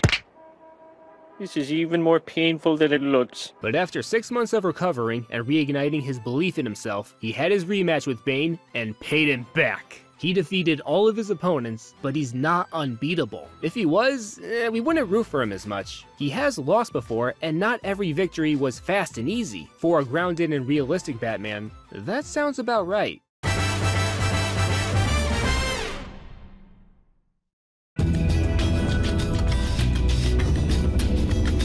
We've got staples like bombs, the grapple gun, and the batarangs, with these being shorter, sharper, and swifter. Not too different from shuriken. There's also a tranquilizer variation. There are new and creative gadgets like the sticky bomb gun, inputting a set time for an explosion anywhere. The ultrasonic bat beacon to attract a swarm of bats to distract the police, giving him a window to escape from Arkham Asylum. A mangler to bend gun barrels and cut through vans. Skyhook, a balloon-like tool that can latch on to coming planes. By far, the most infamous of them is the high-frequency generator, using every cell phone to invade the privacy of Gothamites. It was so distasteful to Lucius, Batman agreed to shut it down after the Joker's been arrested. Each of the key gadgets has a role in the story, and some proper build-up.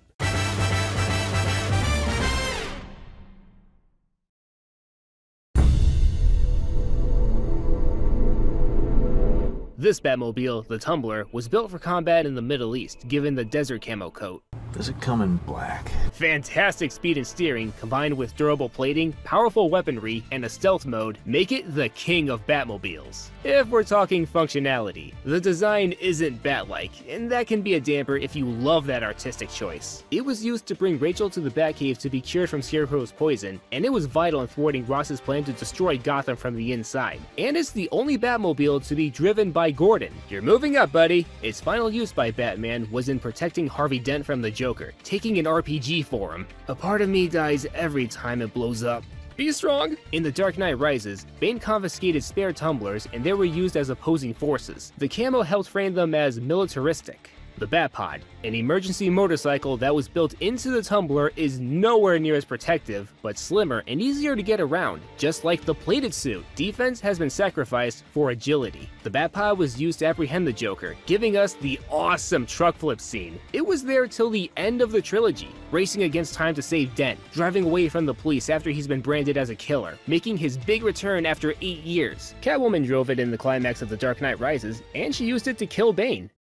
Oh, now you're just showing off. The third and final vehicle, the Bat, is an aerial craft that can easily maneuver around obstacles like buildings, more beetle-shaped than the other aircrafts, following the practicality over Bat look that these vehicles were going for. It was used in Batman's big return, which led to Catwoman going for a ride in it, and this small moment where she appreciates the view of Gotham from above. And there's the big battle against Bane's army, pursuing the truck containing the atom bomb and saving Gotham from it. Nolan's Batman says his final line in The Bat. Shouldn't the people know the hero who saved them? A hero can be anyone, even a man doing something as simple and reassuring as putting a coat around a young boy's shoulders to let him know the world hadn't ended. These vehicles are amazing, and each were given plenty of time and focus. And I love that the final chase in The Dark Knight Rises had all three in it. Not to mention, it's refreshing that they were established before the last act, instead of popping out of nowhere, which was common for a while.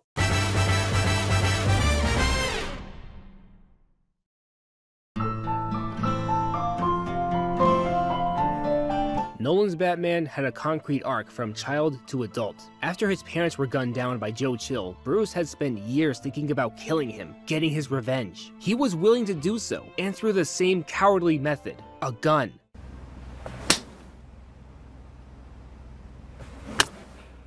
Your father would be ashamed of you. When the chance for revenge was taken from him, he doesn't know how to feel. After a harsh wake-up call from Falcone, Bruce made a quick decision to travel the world and see how complex things are outside of his rich, comfortable life. He became caring, determined, self-disciplined. When the opportunity to solidify his place in the League of Shadows came by beheading a murderer, he made his vow.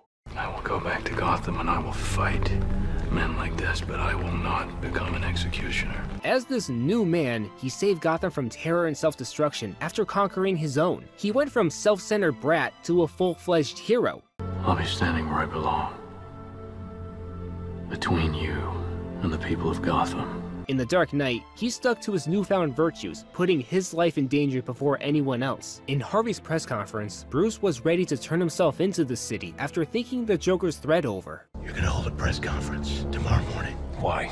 No one else will die because of me. Gotham's in your hands now. His most selfless moment is in the ending, when he took the blame for Two-Face's killings, letting the entire city believe Batman is a murderer. As long as the spirit of Harvey Dent, Gotham's White Knight leads the city to a new age of optimism and justice. Bruce truly believed in Harvey, so much so he threw his reputation as Batman into the fire. I also want to acknowledge the dichotomy between Batman and the Joker in this movie for a moment. Batman wants to believe in the best of people, while the Joker wants to prove the opposite. People, by nature, are awful. Pushed enough, and they'll show their true, terrible colors. When the chips are down, these civilized people, they'll eat each other. It culminated in the scene with the two ferries, one carrying citizens and the other carrying prison inmates. The Joker set explosives in each of them with a detonator to activate the others. Whoever destroys the other ferry will be spared, but if nobody activates their detonator, they both will blow up. Batman was confident that none of them would destroy the other. What's simple is that every second we don't take him, those people on the ferries get closer to blowing each other up.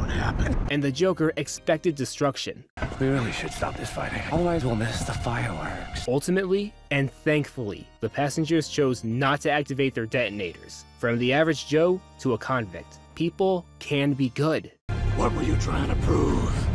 That deep down, everyone's as ugly as you. In The Dark Knight Rises, Batman hung his cowl. His job is done. Despite being detached from society, he didn't drop his moral values. He doesn't want to take a life.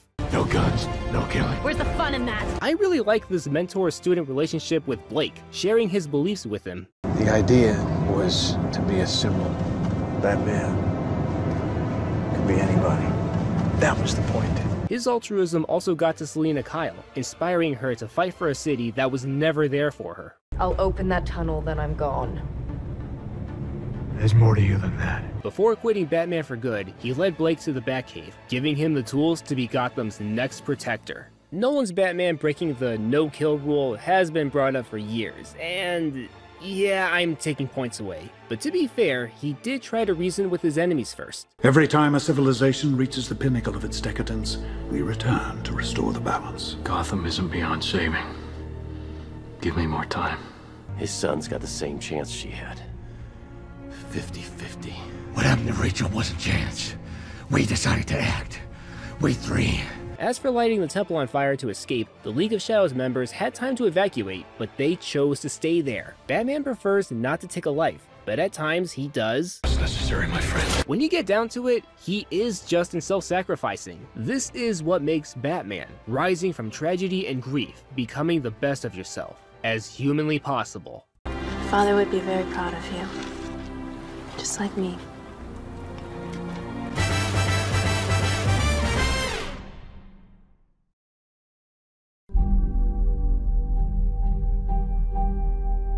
Decades of tackling crime has worn Bruce out to the point of depression and a lingering rage. With the dramatic introduction of alien life and hidden super beings throughout the Earth, his belief in everything is shaken. How does this Batman fare in a world of at-home darkness and visitors from across the galaxy? The standard suit excels in protection and flexibility, a beefy outfit that brought the gray body back for the first time in movies since the 60s. The build is the largest, beating the Nomex suit. It's arguably more durable than that too. The cowl can take gunfire just inches away. It doesn't even give him a concussion. Ow? Blades can cut through though. It's also fireproof, and unlike the Panther suit, he doesn't have to press a button. In Justice League, it has gauntlets strong enough to withstand plasma rifles from parademons and even Superman's heat vision. But there is a limit for the latter, possibly inspired by Wonder Woman's bracelets. He even wears this suit in the apocalypse, where secret identities are worthless. He must really like it. The armored suit is an exoskeleton for heavier battles, and the LED lights remind me of the plated suit's high-frequency generator lens. This is what he wore in his titular fight against the Man of Steel himself. And even though it's taken a lot of hits, it pulled through in the end. I do have to take points away since this suit appeared near the ending for convenience. He happens to have a suit primed for going toe-to-toe with Superman. No build-up. And there wasn't a lot of originality for both of these since they're direct adaptations from The Dark Knight Returns. Zack Snyder is a big fan of the comic and made a ton of references to it in Dawn of Justice. Back off or I'll kill him! Believe me, man, I'll do it! I believe you. Believe me, I'll do it! I believe you. The final one, the tactical suit, is a more practical version of the standard suit, with an angular build and detailed padding. But like the armored suit, it showed up near the ending. If you ask me, this should have been the only suit he wore for Justice League. It wouldn't feel as random that way. As useful as they are, they could have been more creative, and a lot less sudden.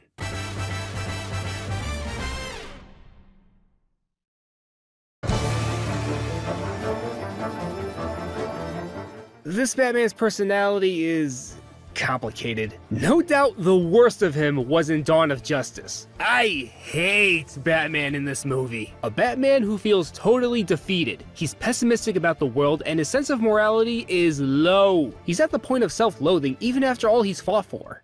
We're criminals, Alfred. We've always been criminals. Nothing's changed. This is a man who's given everything and has drained himself psychologically. After 20 years of serving Gotham as Batman, he lost his Robin to the Joker. Crime is as rampant as always. And if that wasn't bad enough, aliens exist! Yeah, and they can decimate a major city in an hour. Can you imagine if you had to fight those guys on land? Oh my gosh, thousands of people might have died! Bruce was already feeling like crap, and now he's all... Oh, I give up. His xenophobia towards Kryptonians, especially Superman, is a major red flag. About an alien who, if he wanted to, could burn the whole place down. That son of a bitch brought the war to us. For one, he became insufferable. A cartoonishly edgy, resentful prick who pinned the blame on the alien outsider for Metropolis's destruction. I don't like him very much. Let's kill him! Be quiet. Yeah! Okay, granted that Superman was incredibly irresponsible and clumsy during that fight, but it was Zod's fault. Batman arrogantly saw himself as the champion of man who will save humanity from that evil, false god alien. You're not brave. Men are brave. You were never a god. You were never even a man. I know. He goes through an arc where he starts withdrawn and over-aggressive, then eventually lets the other heroes in. His execution in Justice League was much, much better. A mature team leader who recruited some of the members, and he wasn't afraid to be his tender self, and a tad showboaty. At the end of Justice League, they're solidified as his friends, and Batman is a changed man. Until...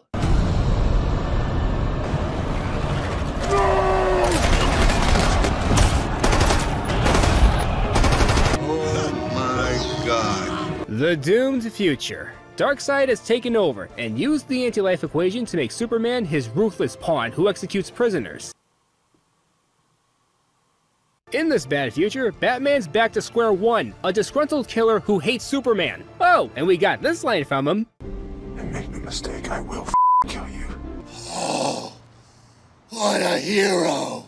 They're not dream sequences. These are premonitions of what will happen. In Snyder's planned Justice League 3, Batman would have gone back to his JL1 personality after Flash changed the timeline thanks to the cosmic treadmill. So this Batman started off miserably, but improved one movie later, then went back to angsty, and ended up like in his second movie. So overall, not the worst guy, but I'd hesitate to hang out with him.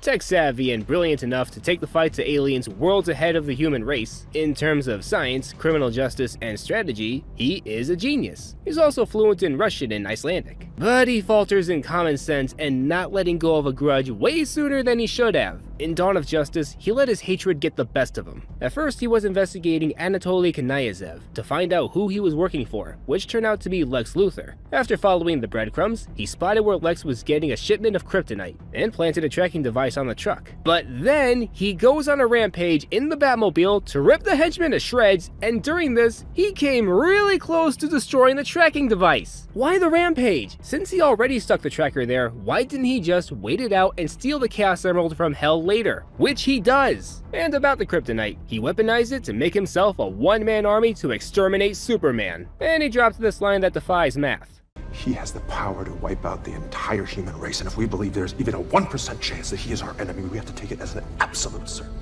His lust for revenge against Superman distracted him from keeping an eye on Luthor, who was creating the savage, unstoppable Doomsday. Wasn't he curious about why Lex wanted the kryptonite? If he continued his investigation, he would have stopped Luthor from creating Doomsday. And when the fight with Superman kicked off, he refused to listen when Superman tried to reason with him. He's also shown to be impulsive. In Justice League, keeping Steppenwolf from the last of the 3 Mother Boxes urged him to take part in reviving Superman, despite the drastic consequences that the Kryptonian ship's AI warned the League about. I strongly advise against activation. This is a bad idea. Oh, just keep going. We need to abort now. Just do it. Superman would have fried him if Lois wasn't there. You could say that his guilt was persuading him, but he should have thought this through. In the planned Justice League 2, Batman hesitated to save Lois from Darkseid since the two were having an argument. She was my world, and you took her from me. And just about every time Lois Lane is killed, I'm back, and I'm all evil now. He is smart in the technical side of things, but he is so thick-headed, and his impulsiveness brings major ramifications.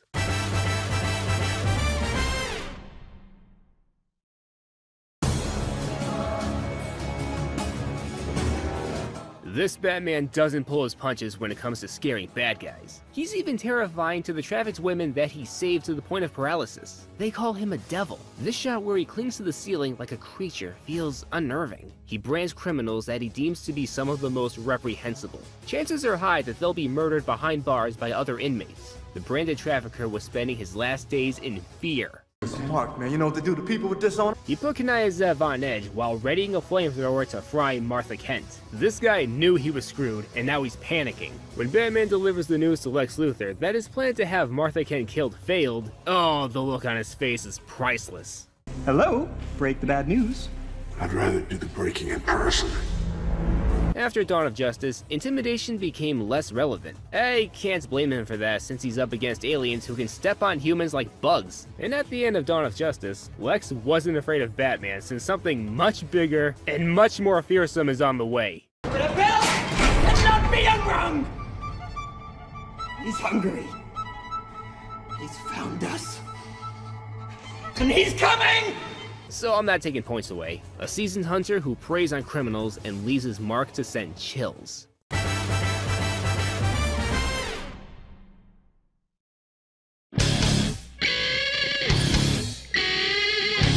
Do I need to say anything? A warehouse full of hired guns, parademons, freaking Superman! This guy has built himself up to be the strongest, meatiest human fighter the DCEU has ever seen. As limited as he is compared to Wonder Woman, Superman, Aquaman, Cyborg, The Flash, he helped out doing what he could, and I am not saying that lightly. In the Doomsday battle, he fired kryptonite ammunition at the Beast while dodging megaton lethal blows from him. He utilizes his arsenal to give himself a boost and adapts quickly to new battlefields, implementing kryptonite and shooting with parademons' plasma rifles and turrets Halo style. His highest accomplishment in combat was the fight with Superman. So long, Superman! He was the first to weaken him with kryptonite and almost dealt the finishing move. The closest a human ever came to wiping him out. With more DC characters in the mix, Batman has surpassed the limits of a mortal fighter to become arguably the best human combatant the universe has to offer.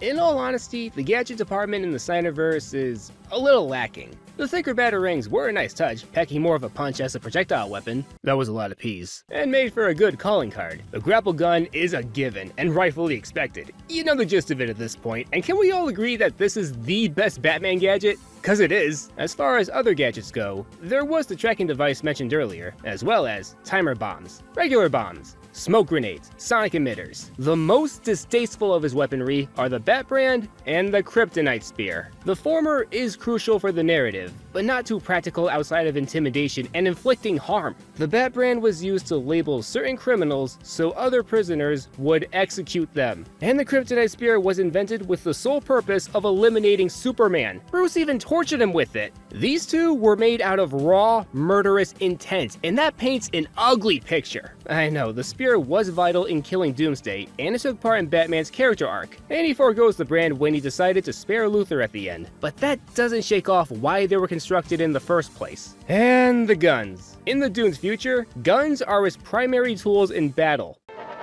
What a dastardly development this is. Bruce watched his parents killed by a mugger using a gun! A Batman who not only uses guns, but relies on them first and foremost to fight, it's just wrong! He should be above this. I do like some of the gadgets, but the guns in these two monstrosities spell a Batman who crossed the line and embodied how he's stereotypically seen, an unhinged madman.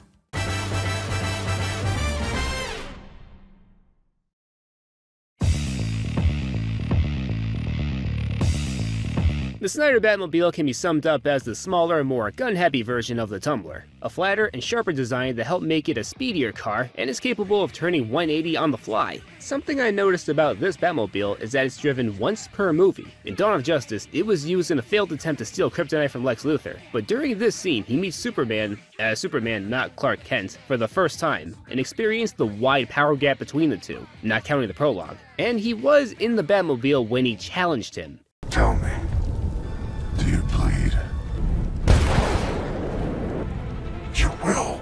In Justice League, he fought the army of parademons with the other heroes. This is the biggest battle scene with the Batmobile yet. Incredible high-octane action and some good camaraderie. The Snyder Batwing looks like a practical aircraft, and per usual, able to travel at high speeds while keeping pitch-perfect maneuverability. It can make a round trip from Gotham to Metropolis in just a few minutes. And this is the only Batwing piloted to fight a monster. Sure, it did 0 damage to Doomsday, but A for effort. The Nightcrawler, a quadrupedal mech that can climb walls and crush parademons. Not beefy enough to take Steppenwolf on, but it saved the League from being flooded under Gotham Harbor. And this is the only vehicle piloted by Cyborg.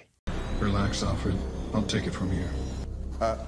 Do I know you? And finally, the Flying Fox, a troop carrier that was under construction for the majority of the movie, until Cyborg finished the job, and it's good to go. You fixed it. It wanted to fly. Flight is its nature. Yours too. It could be symbolic of how Bruce wasn't at full power until he let his new friends in. I like that message. This is the craft that was used to bring the League to Steppenwolf and Pajornov. Plus, Batman fired missiles with it to disable the massive dome, allowing the team to get in and kick some ass. And there was the Batmobile from The Dark Knight Returns, but that was just an Easter egg, not counting it. I give credit to the importance of these four, but let's not forget that the Batwing came out of nowhere near the ending of Dawn of Justice. We see it for the first time right after the fight with Superman. Altogether, there's a load of bulk and grit to them.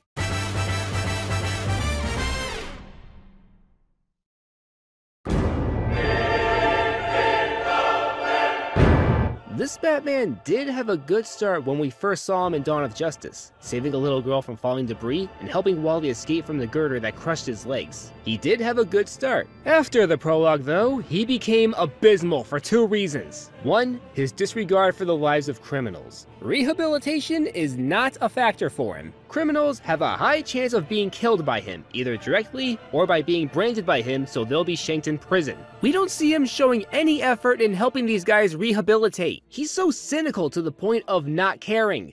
20 years of fighting criminals amounts to nothing. Criminals are like weeds, Alfred.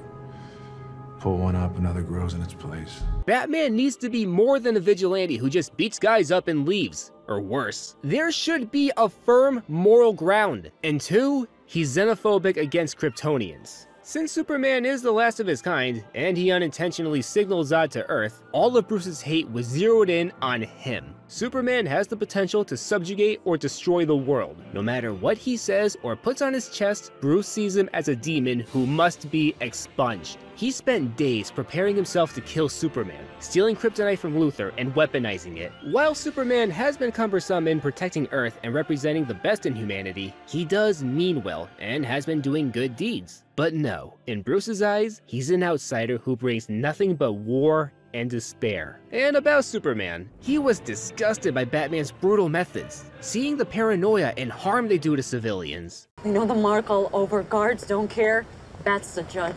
He was being diplomatic to Batman after the chase scene. Hey, your savage vigilantism is taking people's rights away. I'm not a fan of the cliche with Batman being the clear-cut good guy and Superman being the out-of-character bad guy. So I guess this is one of those rare times when Superman's the good guy and Batman's the bad guy. Thanks, Dawn of Justice. Never mind. He does change his mind about Superman in one fateful moment. He's about to execute him with the kryptonite spear, but then... You're letting him kill Martha! Save Martha!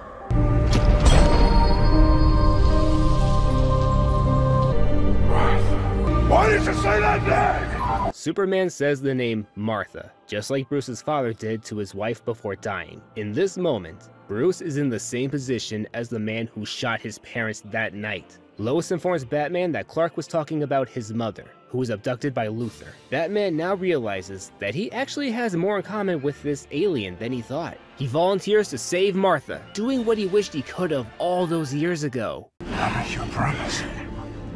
Martha won't die tonight. Here's the problem. It wasn't enough that Superman has been a service to the world, Bruce still hated him and wanted him dead. Until something beneficial to him arrived. Then he changed his mind about Superman. Saving Martha was compassionate, but it was largely self-serving too. Bruce did it to feel less insecure. And he killed a bunch of guys in this scene. Every one of them has a mother. Maybe one death was unavoidable, but there could have been a more strategic and less lethal way around this. And the people Superman saved, none of them matter to Bruce? Each of them has families too, selfish dick. I should acknowledge that this is in his character growth. He began cold and unmotivated, but by the end, his heroic spirit is rekindled. His first uplifting speech is at the ending, when he shares his views on the possibility of redemption. Men are still good. We fight. We kill. We betray one another. But we can rebuild. We can do better. We will. In my opinion, there's a line with character arcs, especially when it comes to protagonists. I don't mind the main character being flawed at first, but not to this extreme. Bruce was such a pain in the ass for most of the movie. There's a point where you lose the audience if you don't make the hero likable enough. Doesn't help that his internal transformation was in the span of a minute. I don't like him as a person. A bitter, dreadful, deranged maniac. You suck! Thankfully, he does get better in Justice League. He brought some of the members in as a way of redeeming himself for what an asshole he's been in the last movie. He showed interest in helping civilians who were abducted by parademons, putting himself out there as a distraction to keep the monsters busy while Cyborg and the Flash escorted people to safety. Help get those people out of here. I'll make sure these things follow me. After the League defeated Steppenwolf, he financially saved the Kent farm. Alright, so there isn't that much to say about heroics in Justice League, since the plot was a ticking clock, getting the last mother box before Steppenwolf does. During the road, there was an opportunity to save people, and we do see him doing that. Most of the time, it is just getting the mother boxes and taking the fight to Steppenwolf. So heroics as a topic is pretty light in this movie, although I do love his motivating speeches. I don't care how many demons he's fought and how many hells. He's never fought us. Not us united. But after this movie, things get messy. In the planned Justice League 2, he and Lois had a fling, and she was pregnant with this baby. Yeah, that would have happened. Thanks to a fight the two had, Bruce wasn't all there in his head, and he didn't save Lois in time from Darkseid, which resulted in the doomed future. After Flash went back in time, Bruce saves Lois in this new timeline, but died doing so, taking a hit from Darkseid. So in the end, Batman would have sacrificed himself to save Lois. Okay? No. This is way too much to swallow. Bruce said in Clark's funeral, I failed him. In life. I won't fail him in death. Even after making peace with Clark, he betrayed his friend by hooking up with Lois, the woman he loves, the woman who brought him back to his senses after going berserk upon resurrection, the woman who wanted to marry him. Take that as a yes. What? The ring. Bruce knew how much she meant to Clark and got in a relationship with her? Jeez, that's selfish and untrustworthy of him. Doesn't make Lois look good either. He does sacrifice himself to save Lois, and that does help, but only so much. Hi, this is Anthony, really late in editing, so I read that wrong. What Snyder had in mind was Bruce and Lois hooking up between Dawn of Justice and Justice League. They don't have an affair after Clark came back to life. But Lois is pregnant with Bruce's child, and that big argument was going to happen. And still, all this feels so contrived. I don't think Lois and Bruce would do that to Clark after he sacrificed himself. Also, I despise that cliche where someone is grieving the loss of their significant other and then they have sex with someone shortly after. Oh, and Bruce. Yeah, way to honor the man who helped you heal internally. This Batman is a lot to put up with. Hateful, immature, insecure, self-absorbed, and disloyal. He does have redeemable qualities, but they keep him from scoring lower. Far, far from the most heroic Batman.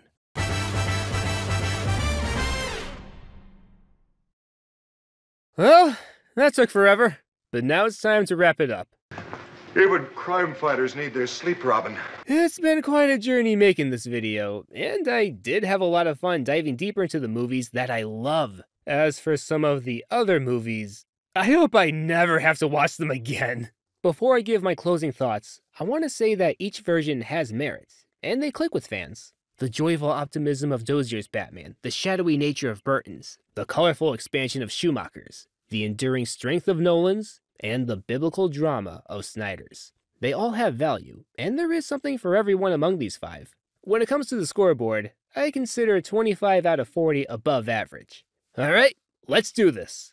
In 5th place, with 26 out of 40 points, Schumacher's Batman. There were some really good ideas here, digging deeper into Bruce's psyche and making things more three-dimensional. But the mandate to make these movies toyetic kept getting in the way, and it's super blatant. But Batman as a person is the best part of this incarnation. Altogether, there is a warmth to him. He cares about others, and that's what matters most. But vengeance isn't power. Anyone can take a life.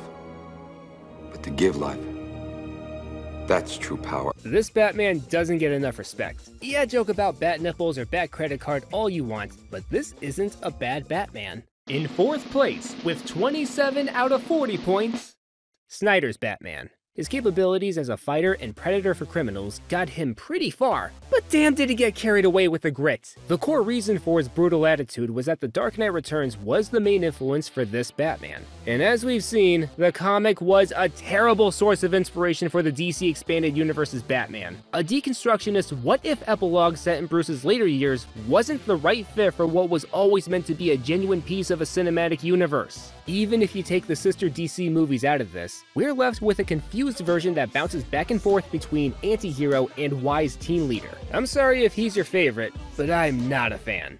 In 3rd place, with 28 out of 40 points, Burton's Batman. He is undoubtedly the coolest Batman. This guy owns the darkness in every scene. Aside from that, his spear gun grapple and its variations were incredibly groundbreaking for what's to come. The image is there, but he needed to be a little more social and a lot more heroic. A low count of friends and a lack of caring in speeches weighs him down. I would have loved to see this Batman with that hero angle added to him. As is, good, but not quite there. In 2nd place, with 30 out of 40 points, Dozier's Batman. That's right, the cheesy shark repellent using 60s Batman made it to 2nd place. His determination, his loyalty, and his high spirits made him one of the best versions. I was smiling the whole time revisiting Batman fighting crime with his old chum Robin. This Batman has the biggest heart out of the main 5, being a good person for the sake of the public, and planting seeds for a wholesome future. No man is above the law, and no man is below it. But poor fighting prowess and miracle gadgets are his biggest flaws. Still, I love Dozier's Batman. If you never watched the show because it's too campy or old-fashioned, give it a try. I promise you, you'll have fun watching it. And in 1st place, with 36 out of 40 points, Nolan's Batman. Every aspect of him is tied together to bring us one of the best incarnations of Batman ever. The most important factor of this version is the ongoing theme of the trilogy, faith in people. Bruce traveled the world to understand those who taste desperate just to survive. He wanted Gothamites to be durable enough not to give in to madness like the Joker tried pushing them to. He left a symbol behind for citizens to see as incorruptible and everlasting. If you lose your faith in me, please keep your faith in people. A cynical take on Batman is that you can only be a hero if you're rich. This Batman disproved that. Bruce always had the money and the tools, but he wouldn't dare use them pre-Joe Chill trial. Bruce didn't become Batman until he left Gotham penniless and came back with a new steeled belief. And remember the people in the fairies? They were willing to die because they didn't want to take a life. They don't want to be like the Joker. They want to be like Batman. This city just showed you that it's full of people ready to believe in good. You don't have to be a billionaire to be a hero, just someone who's brave enough to do the right thing.